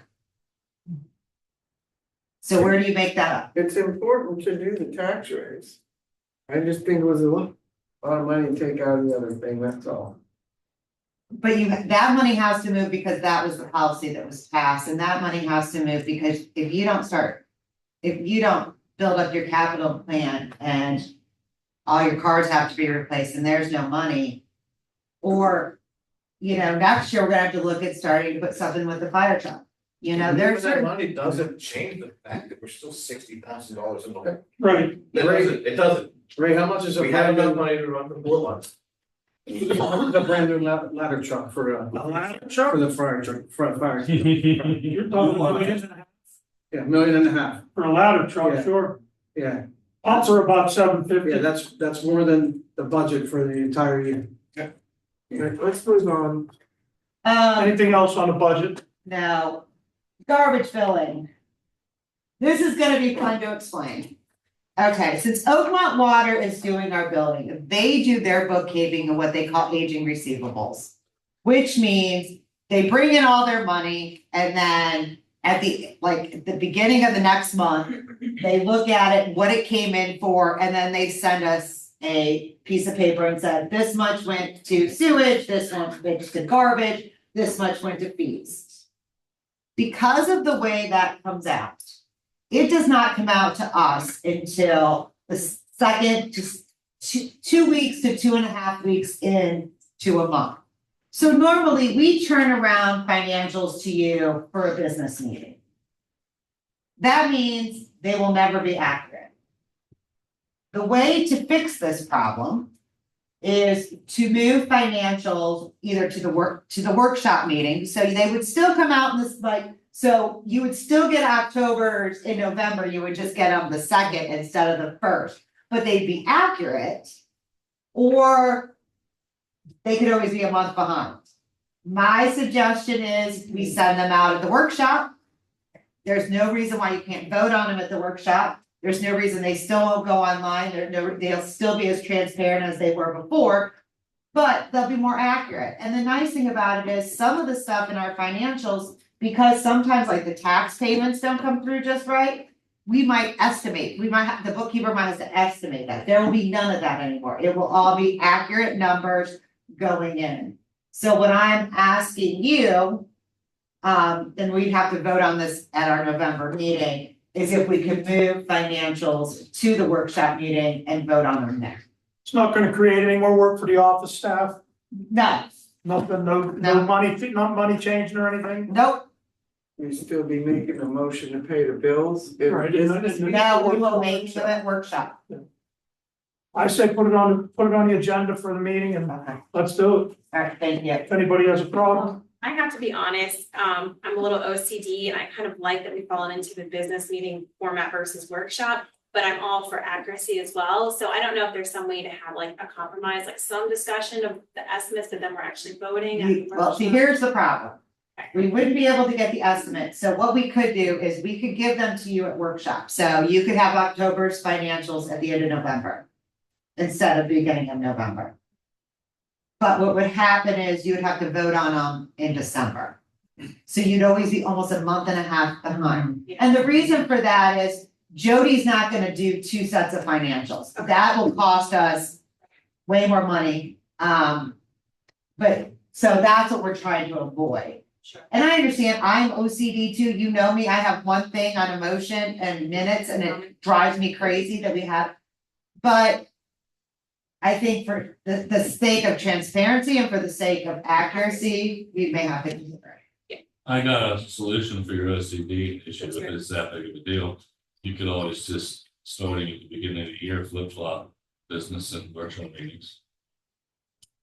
That explode. And that's something else to think about, a lot You could have workshop at the at the beginning, beginning and business at the end, which is what most organizations do. whatever's So easy. everything would match.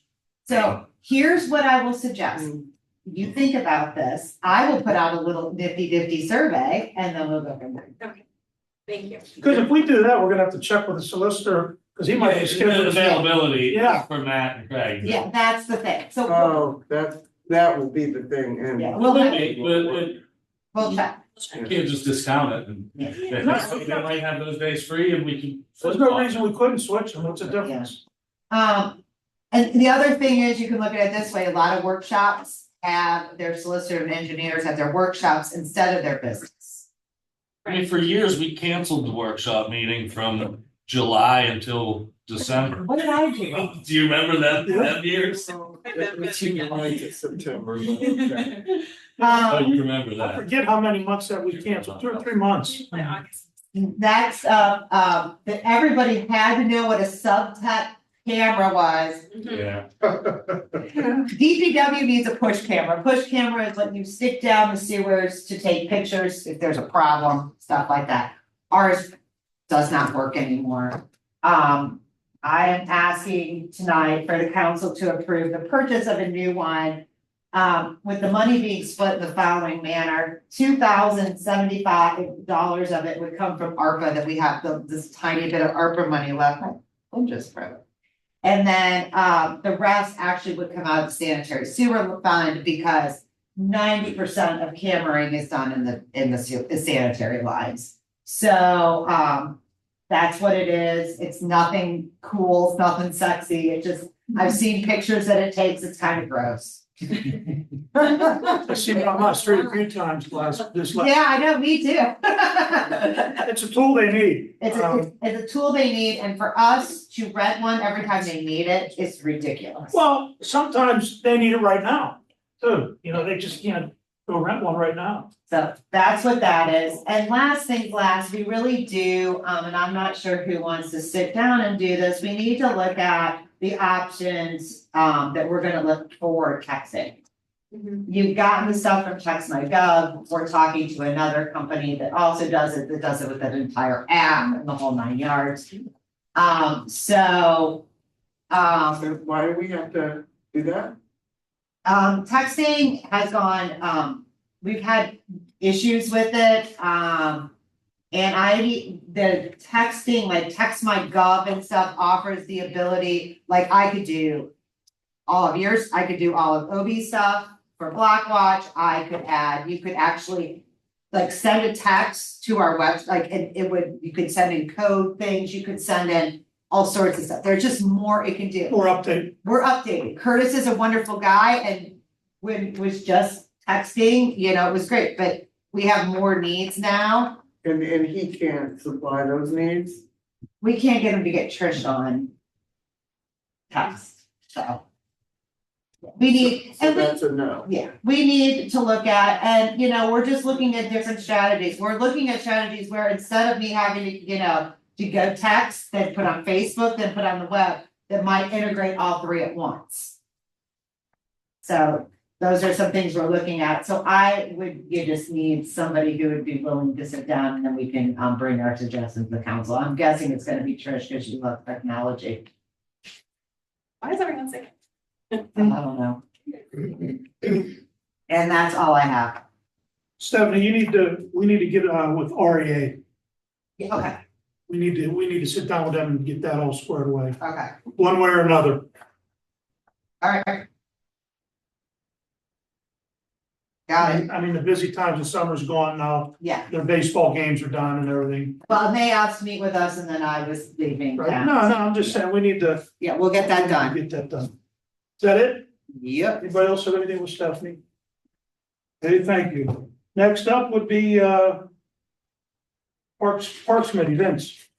We had our Parks and Property Committee meeting last week and we've been working on a few different things.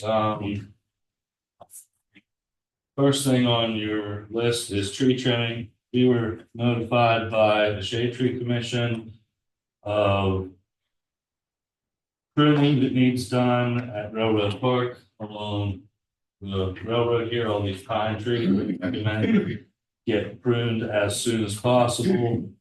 I spoke with Stephanie to see if we could maybe get this done in the fall, but this is looking like it's probably going to be more of a spring issue. They also talked about freshening up the mulch along the boulevard in the business district for the spring. Make sure it's done in time to be open. My suggestion to Stephanie was, instead of playing the fun game of telephone, that we recommend, if it's the will of council, that Stephanie, gets estimates from the people who did the pruning last year and maybe a couple other companies.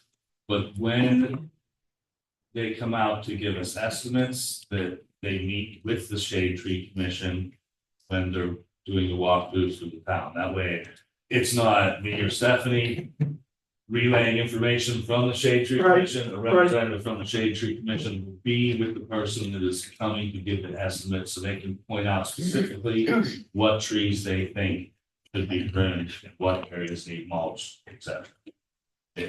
I wanted to bring it up in the workshop, make sure that council's okay with that. With the mulching, I know in the industry, you do it, you know, majority of people do it in April.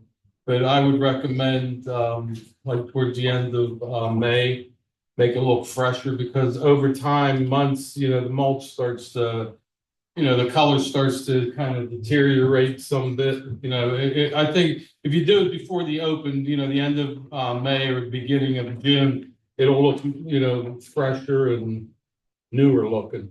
That's my opinion. I will, you want to relay that to the Shade Tree Commission, you can, but I don't mess with them because I don't know anything about it. They're the Shade Tree Commission. They deal with the trees in the shade areas in town. So, I could relay that to them. But if it's the council's will, Stephanie could start setting that up. You're okay with that, right? Sure. Anybody have a problem with that? There you go, Stephanie, one more job. You can thank Vince. Thanks, Vince. That was a request sent by the Shade Tree Commission to us, so I was just relaying the information. Don't kill us. She'll get weighed on that. We also have been working on short-term rental fees because, as with many things in this town, we have a short-term rental ordinance. It talks about fees and doesn't list a fee in it. So we are cleaning these up, so when people try to pay us a fee, we know what to charge them. Right. And they know what to pay, because this was passed, 7 years ago. With no fee. With no fee. Talked about a fee, didn't write it down. What we came up with for short-term rentals was $75 per unit per year. Meaning if property owner owns more than one bed and breakfast or short-term rental unit, they will have to pay $75 per year. Yeah. Per year. I'm bringing this up in workshop because it will be voted on next business meeting, but I want feedback before that. How does everybody feel about that number that you would see? I think it sounds great. I was obviously part of the committee. I'm just concerned about how we will be able to trace who has the short-term rental and then, and subsequently enforce it. That's step 2. We're on step 1. Step 1 is filling in the blanks of the ordinance Yeah. that has the missing things. Then we will worry about how to enforce. First, you have to set the parking ticket rate before you actually write the parking. And we will find out. Trust me, people will tell us. Yes. And I've talked with with a lot of people. There's different ways to do it. It's gonna fall a lot on the administrative office for basically being private investigators, but there is ways around it. We could in the future maybe raise it to $100 per unit per year with a rebate if somebody fills out the application themselves and submits it to the office before the end of February. They would only pay $75. Yeah. There's ways of coaxing people to submit that information. And if the office has to do the work, then Then they're gonna they would pay pay for the it. $100. So we're just gonna put that on for the business meeting. I want to make sure everybody Just as Where? a FYI, Vince, just so everybody knows, there will be the resolution. It will be one big resolution that's the fee scale. So it'll be within that. That's where, Yeah. also the amusement devices will be, because it can all be approved at once. Yeah, we're working on a lot of fees. Well, right. The whole fee schedule needs updated, so. But this rolls right into the next thing, the same thing as the short-term rental fee or the short-term rental ordinance. We have a food truck ordinance that we passed, I believe, in 2018. In that food truck ordinance, it states several times that there are fees and there are applications, and nowhere in it does it state what the fee is or where the applications. So we I think that got hidden sometime, not hidden, but got bypassed because there was a lot of question on the ordinance for food trucks. Yes, yes. I spoke with Oakmont. I spoke with a couple council members and their manager. They do have a food truck ordinance. And they have a short-term rental ordinance. They don't really enforce it. They don't know how. So I went there for advice. I didn't really get much. So this is the first step, then we'll figure out whether it's code enforcer, admin, police that try to enforce this. The food truck ordinance, what we came up with for the fee was a $25 single-use event. And they could have multiple trucks if needed. Or if it's a business that has multiple food trucks per year, they could pay $50 a year for unlimited use. And they could have multiple trucks. This could also be deemed not approved by council if a business like wanted to have 30 food trucks close down the whole road. That's something that would have to come to us anyway, because we would have to approve the road closure and stuff like that. So we talked about maybe putting a limit on the amount of food trucks somebody could get for an event, but I think we're gonna start with this. Bless you. Thank you. Start with this, and if that becomes a problem, we can address it later and put it in. How does everybody feel about the $25 for the single use event for multiple trucks if needed, or a $50 for unlimited use per year? I mean, I know we're gonna hit we're getting some, zero right we're now. getting zero right now. I know we're gonna hit opposition. Yeah. We're gonna oppose it like they have in the past. But I Listen, think you gotta regulate it a little bit.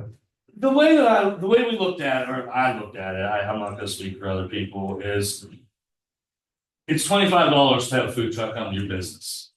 Why are you having a food truck come to your business? Because it's gonna make you money? If you're not gonna make more than $25, then it's probably not a It's good gonna make you business money. You decision don't have to, and you don't have to have a kitchen and all the inspections and everything in your business. Yeah, exactly. And if it's not gonna make you more than $25 to pay for the permit, then why are you blocking the sidewalk? Or taking up parking spots? Anybody else have any comment? Great starting. All right, That's all I have. thanks, Vince. Next up, Okay, no problem. community relations, Mrs. Provenza. Yes, sir. Thank you, Mr. President. Kim, Vince and I had a community relations meeting, and we came up with a couple of things that we would like to put on the table here for you folks to evaluate and hear. There was a very good response at the ball field when they did the kickball, and Vince said, "Hey, let's try bowling with the burner kids and see how that goes." So, Vince, do you want to a little bit of detail on that in sports? Yeah, I've been talking with the PTO, a couple members of the PTO, a couple members of DPW and fire department and police department, and they thought that the kickball thing went well. They also requested more community interaction events. Like we have the bike derby every year, which is a great thing, but they want more events to get the local first responders and emergency crews to interact with the community, get to know the community. It helps. It helps, especially with the kids. You don't want kids running from police or being scared of police, or being scared of, God forbid, being scared of a fireman when they climb up to save you out of your window. You don't want a kid running from you. So we want to increase the relationship between borough officials, borough workers, and the youth of this town. So I was thinking end of February, beginning of March. I think last night we came up with March 1st, which is a Saturday. From 2 to 4, or maybe 2 to 6, having a bowling event either in Rosedale or over at Zone 28. I don't think Rosedale's open anymore. No, there's a new bowling alley located up there. They just opened up. Not on this. It's further up. Oh, Near okay. like Mount Carmel. No, I haven't got the address of it yet, but it's kind of like the old Rosedale lanes where it's BYOV and it's bare bones, but that's it's cool too. My thing is that I want to set a date, and then I will go. I'm not going to go get estimates Okay. unless I have a date, because when you go to places and you say I want to have a bowling tournament, the first thing they ask you is when. So I want to make sure the date's open and I'll start getting prices. But the basic gist of it is borough officials and employees, first responders will compete in a bowling match against kindergarten through 6th grade kids. PTO will handle all of the permission slips and getting the kids to the location. All we have to do is show up. Can we leave the rails up? That's the thing. I don't care. So fun. But we had some issues with kickball.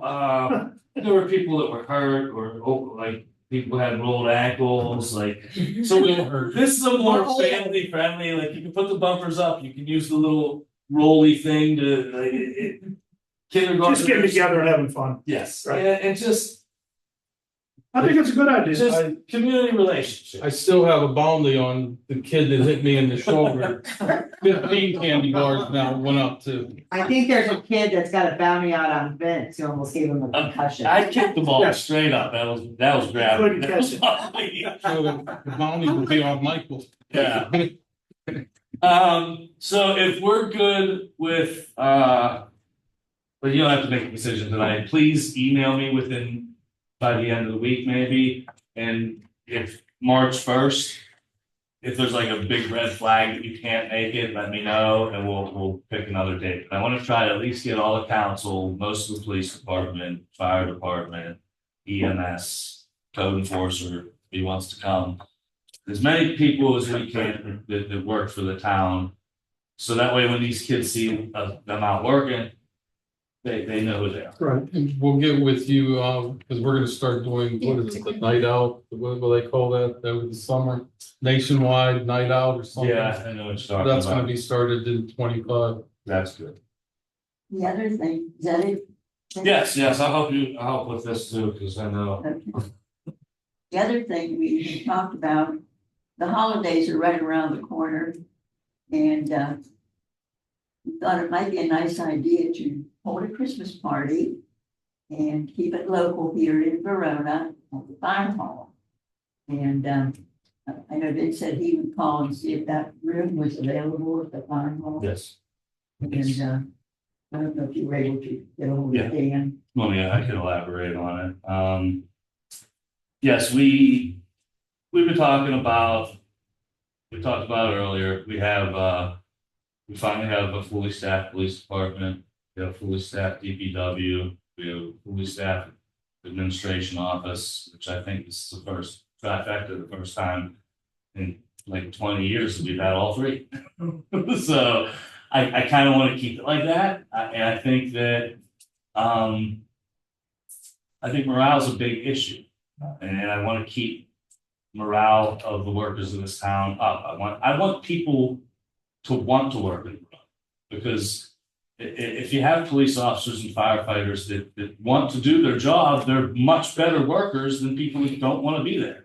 And I want our police to want to protect the citizens, not like, oh, I can't wait till my shift ends. I want them to be happy. I want them, and I want, we're on an upswing right now, and I want to keep that. So I want to not a Christmas party. I want to have a holiday get together that is for our employees, kind of like an employee recognition day, or and it's right before the holidays. We need to let the people that work for us in this town and work for every citizen in this town, let them know that they're appreciated, and let them know that we know what they do for us.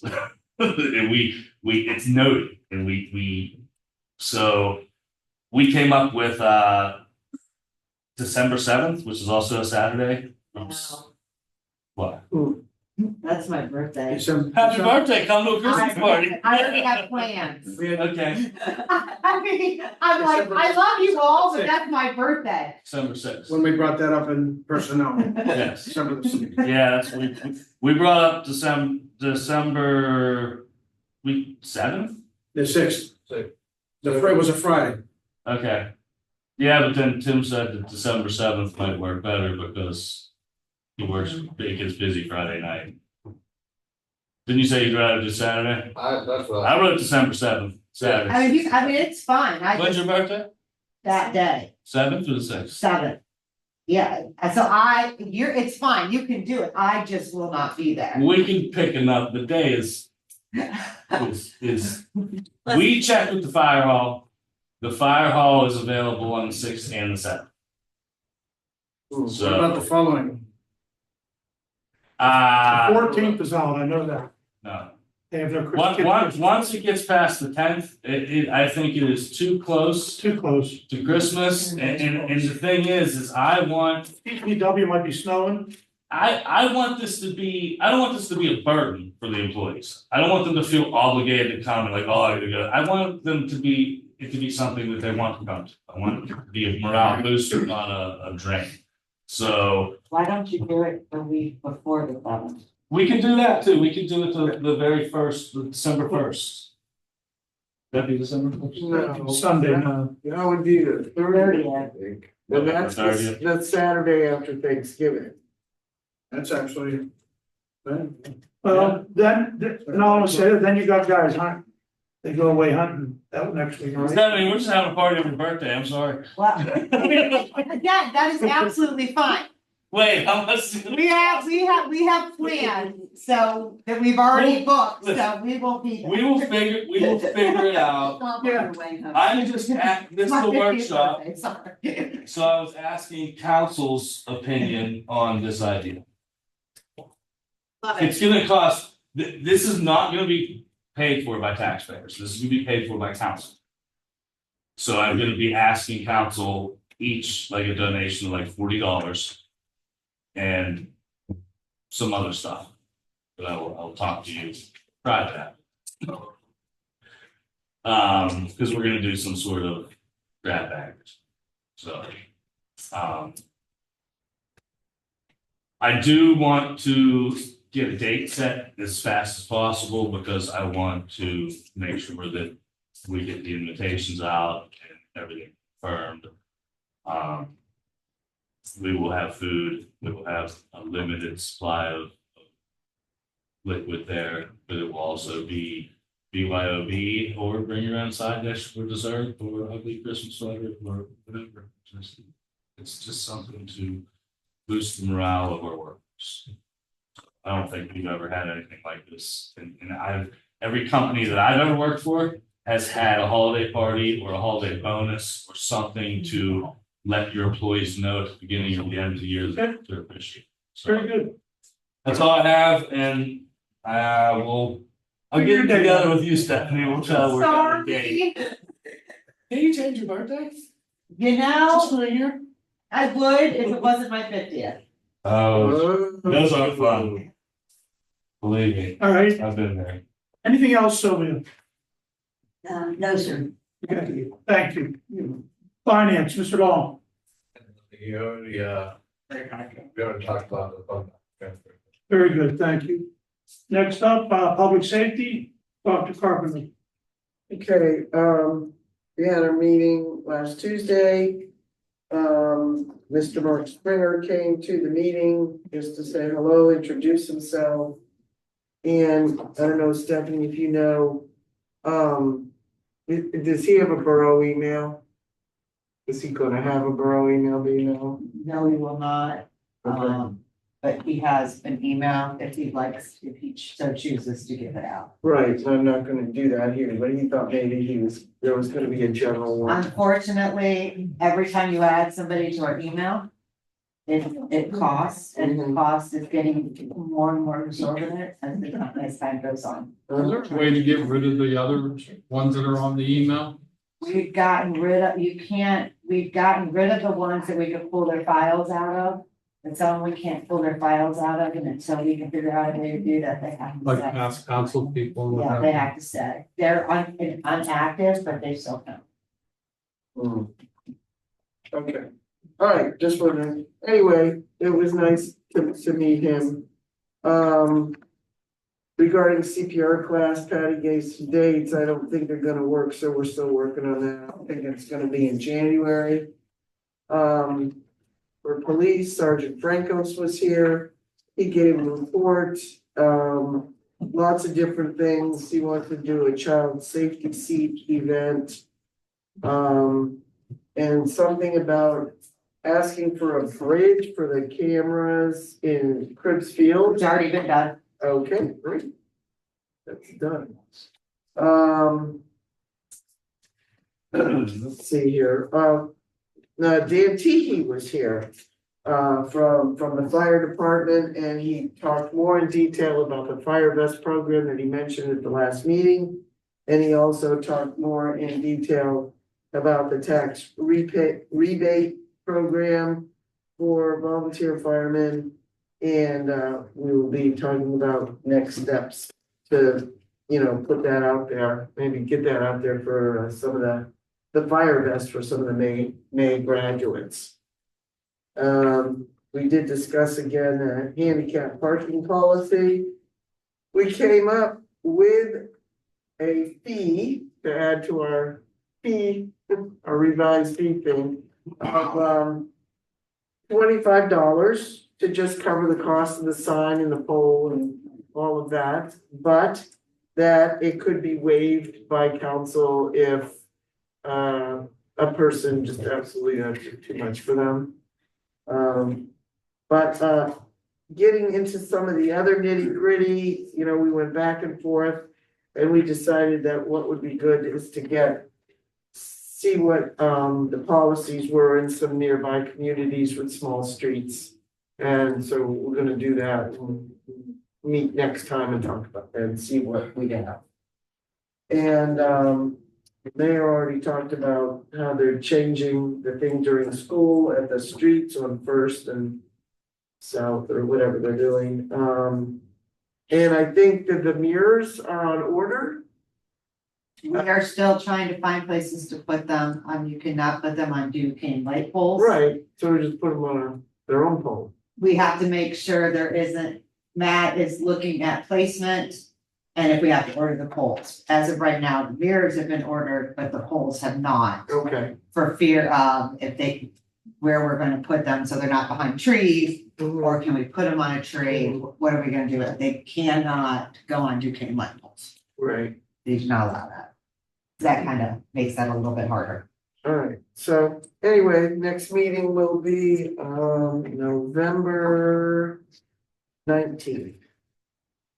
That's it, thanks. Very good, thank you. Next up, Trish Pritzker. Thank you, Mr. President.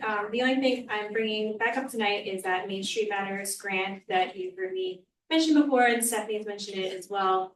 My committee held a working meeting on October 16th to look into some of the categories that we could apply for. A reminder, this is due November 15th. So the two categories that stood out the most to us are, number one, facade grants. So these grants are available to stimulate investment in, properties in the business district, enhancing and preserving architectural features. Could be used for street facing exterior improvements within a defined business area such as storefront signs, painting, design assistance, etc. So one idea we had is perhaps having a program where, the businesses in the business district could apply for a new business sign, because this is one thing that stood out as pretty obvious is lacking. Some businesses, as you know, just have banners, some are quite dated, some do have signs, but they're just very old and disrepair. Before you get your hopes up. Yes, I know Teresa attended the. And there are some requirements that we do not fulfill, Mhm. which means we will get pushed to the bottom. Big thing being comprehensive plan. Yes, So I have a copy for you, Trish, to look over, so we can kind of figure out which ones we qualify for and which ones we don't. Because of just not having all the stuff we need. we did also review the criteria for selection, which of course, one is being a designated Main Street, which we are not. But some of the other ones that rank highly that we felt we fell into are strategic importance, community impact, and economic impact, as well as financial need. So we felt still worth exploring. In addition to the facade improvement, the other categories, so there was like 6 different categories, which as Stephanie also pointed to, we don't qualify for all the categories because we do not have a Main Street program currently. Hopefully down the road, as Jason as well pointed that out earlier in his stamp presentation. But the other category was the business improvement grants. So this would be a potential program where we would apply for so much grant funding, and then businesses would apply through a process we developed to us for their own improvements that they spell out. So these could be more structural things or infrastructure related. For example, if they have like a leak, or maybe they need their roof fixed or carpeting. So this could include a lot more comprehensive things. I did also follow up with the contact that we have. She said that we could potentially apply for both categories if we wanted, but it's unclear if we're then competing with ourselves. So if Teresa has any more insight on that, please feel free to share. And we also have not opening until spring. We have what, open? Opens in spring and is due in June. Did you say Matt? The Main Street Matters grants open in the spring and are due in June. The results are received by November or December. Well, so the thing we got, it was due November November 15th. 15th, but maybe there's another cycle. Maybe, because I'm looking at Teresa actually went to the training, so. Yeah, you mentioned that. Yeah, well, any information. Yeah, you I will mentioned- give this to you. Yeah, I was asking my committee, but maybe all at this point. Because we have to decide what direction we want to move, so I just wanted to see if anyone has any insights on that, and also the extent to which we would like to involve our chamber. We could do none of this, the chambers could just apply, we could suggest it, we could co-apply, or some combination, so these are all options we discussed, for your input.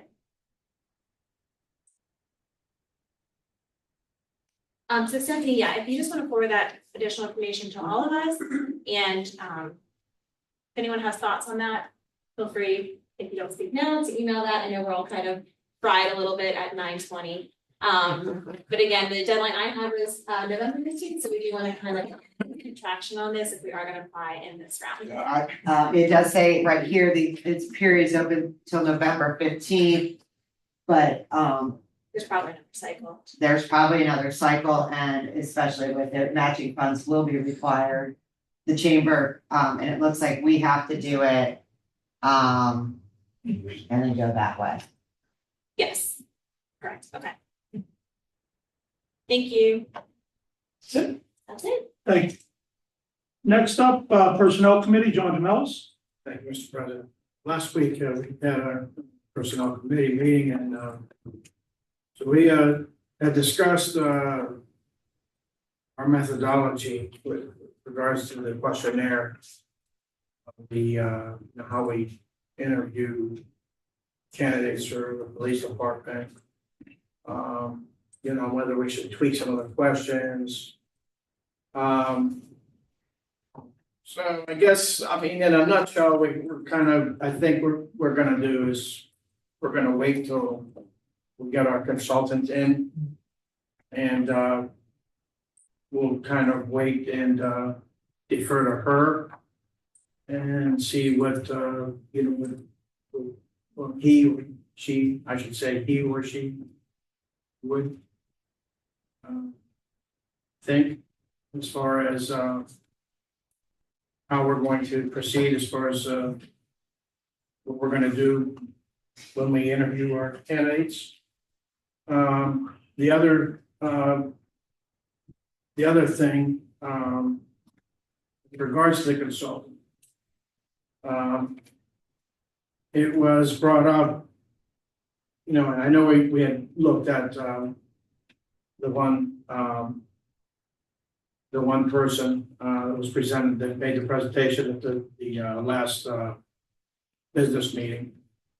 And, I know that, a couple council members would like to, get this out to, be advertised. And I kind of wanted to open it up to the rest of the board here and get your thoughts on it, once and for all. I think we should probably, I think we should move on this. I wanted to kind of see what everybody else, where we stand on this, what should we do here? I know we haven't in the budget for next year. I mean, it is $15,000. I mean, not really a whole lot of money when we really, in the grand scheme of things, it is money well spent, in my opinion. I am working on an email that's going out to another company that does hockey the services, just to see the difference in pricing. Okay. I think that will be eye-opening, actually, because I don't think a lot of people on council realize what a deal we're getting with this. I don't. And my thing is I sat through us dragging our feet and losing multiple candidates for jobs. We saw the borough management position. I wasn't on council, but I was here. We procrastinated and overthought it and kept hiring interim managers for 8 months. And we had nobody to steer the ship for 8 months.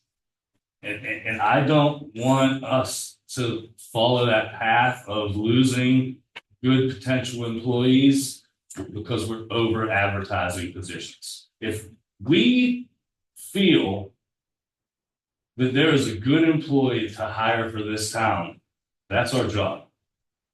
And if we overthink it, or if it's below the bidding threshold, I don't see why we're wasting money on advertising. And especially if we found the candidate that we want.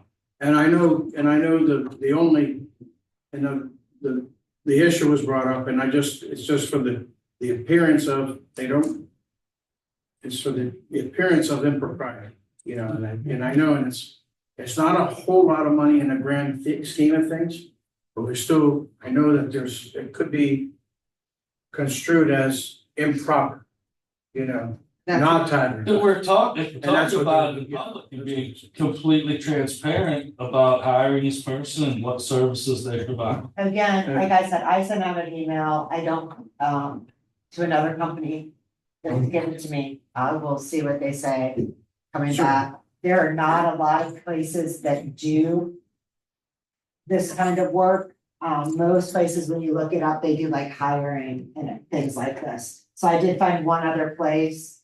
I've sent them an email. I will get back to you once I get back. But, my opinion, we need to get this program up and running by January 1st.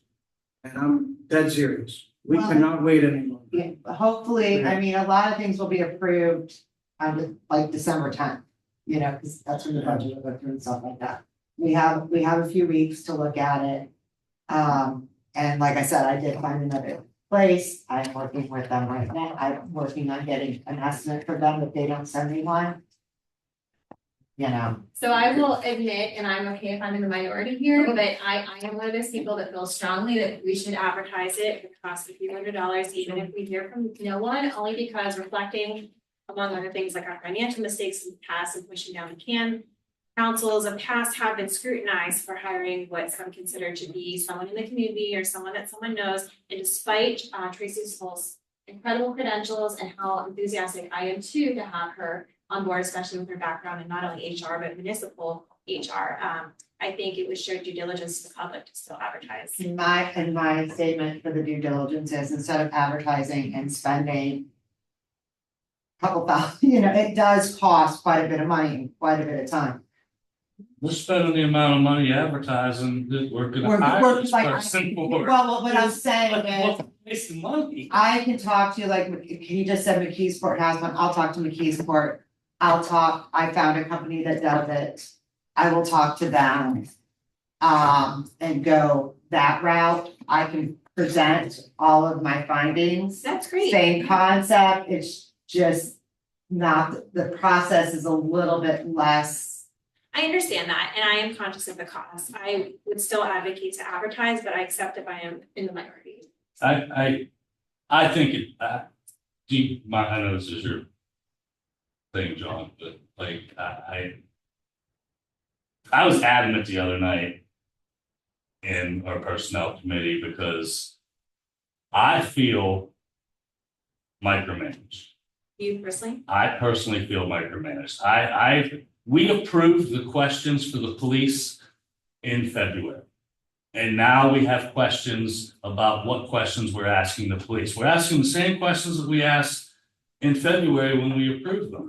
And the way that I feel is I've interviewed 20 police officers in the last year and a half. If somebody feels that I'm doing it wrong, then they can cancel 15 nights a month to come down here and interview police officers. Don't micromanage me. I'm asking the questions that we approved in February. We are not allowed to deviate from those per applicant because that's discrimination. We can't ask one person certain questions and the next applicant different questions. They're police. If one of these people want to file a discrimination lawsuit on our hands, or we will have one on our hands if they just decide to file one. So we can revisit the questions that we asked maybe yearly, even maybe every 2 years, but they're basic questions like if there's a dispute between two officers, how do you handle it? These are not very detailed personal questions. They're generalized questions. And all the council members had a chance to look at them in February and approve them. And now it's 8 months later and we're getting questions like, can we change? No, like if people want to interview the police, hop on the personnel committee and do it. Like that's what I said in the. And listen, I'm just recapping what we had discussed. Well, that's what I discussed with that. I'm just recapping what we had. I don't want to That's keep it from anybody. But I personally feel micromanaged. So I can understand why employees of this town have low morale at times because nobody wants to be micromanaged. And there's been a lot of it going on in the last couple of years. So I think that, tweaking questions around, changing them around. I mean, if we do it on a yearly basis, as long as we're mindful of what we're asking, you have to also keep that in mind that you're not discriminating against someone, right? Right. So I don't think it's wrong to ask why, maybe if somebody, why are you leaving your current position?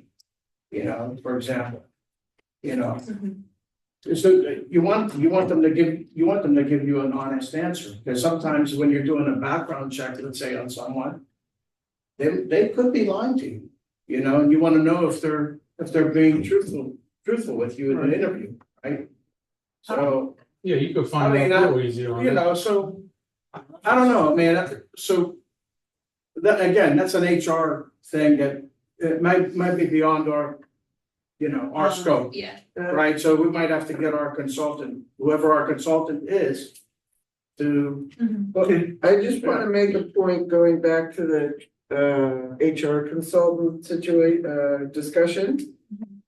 The current bidding thresholds are 12,600 to 23,200. Which it sounds like we're right on the border of that with the current 12,000, what's that? we're at 12,000. We're right, just 600's awfully close. It requires 3 written or telephonic quotations. I agree, although, I mean. you know I what, think the let's just, applicant, I think that the applicant that we have is fantastic. And I think that best practices dictates that we should But advertise. it does not say advertise, it says written or telephonic answers. That's what the I- threshold says, I just, and I'm just saying best practices dictates that we. Nancy, advertise. it That's says all. telephonic or written. I said that I found another applicant that I've sent an email to get a written bid from. I will call McKeesport and get a written bid from their human resource person. let's see what Stephanie comes up with in the next week or so before next meeting. I don't want, we have, I have to pick my kid up from work before 10, so I don't wanna be rude, but. Sean, did you have anything else? I'm done, I'm sorry. No, you're good. You're fine, I just was looking at it with like, Okay. yeah, it's just getting. All right, next up will be a motion to accept, the minutes from July 9th, 2024. Motion by Vince. Second by Tim. Any questions? All in favor, say aye. Aye. Opposed? Passed. Next up, we have a motion to purchase this Subtech push camera from Golden Equipment Company for $8,782, which $2,075 is coming out of ARPA. Motion by Tim, Second. second by Trish. Any questions? All in favor, say aye. Opposed, passed. Next up, we have the announcements, so we're going to Mrs. Provenza. Thank you, Mr. President. Good evening, everyone. Newsletter. We're currently taking ads and articles for the winter edition, which is going to cover December, January, and February. Ads and articles are due on Friday, November 1st. Please get them into us even earlier, that would be great because of holiday coming up. For articles, you can contact Donald Ward at 412-828-3607 or at rotanewsroom@gmail.com for the ads. I can take care of that for you. And the next would be Chamber of Commerce. The next chamber meeting will be on Tuesday, November 19th, 7 p.m. here in the Borough Building. And we do have some affairs coming up, or events, I should say. Tuesday, October 22nd will be the trunk or treat at the John Eagle parking lot.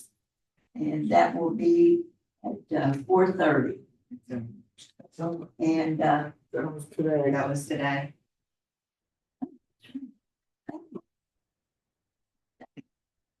On Thursday, October 24 will be the farmer's market, runs from 2 to 7. And also the trunk or treat at Railroad Park, and that'll be from 4 till 6. On Saturday, September 26th, will be the parade, and that will be at 11 a.m. starting at the Borough Building. And on Thursday, the 31st of October, that'll be Halloween, which will be trick or treat from 6 to 8 p.m. And that's a community thing with, they all know where to go. And Twin Borough Ministries, the next community dinner will be held on Wednesday, October 30th at the Verona Methodist Church from 4:30 to 6:30. Dinner will be provided by the Verona Moose and it will be hosted by the Verona Methodist Church. Historical Society. The next meeting will be on Tuesday, November 21 at 7 p.m. here in the Borough Building. Ken Cherry will be speaking on the encampment of Valley Forge, 1777, 1778, and all are welcome. There's no charge to come to that meeting. I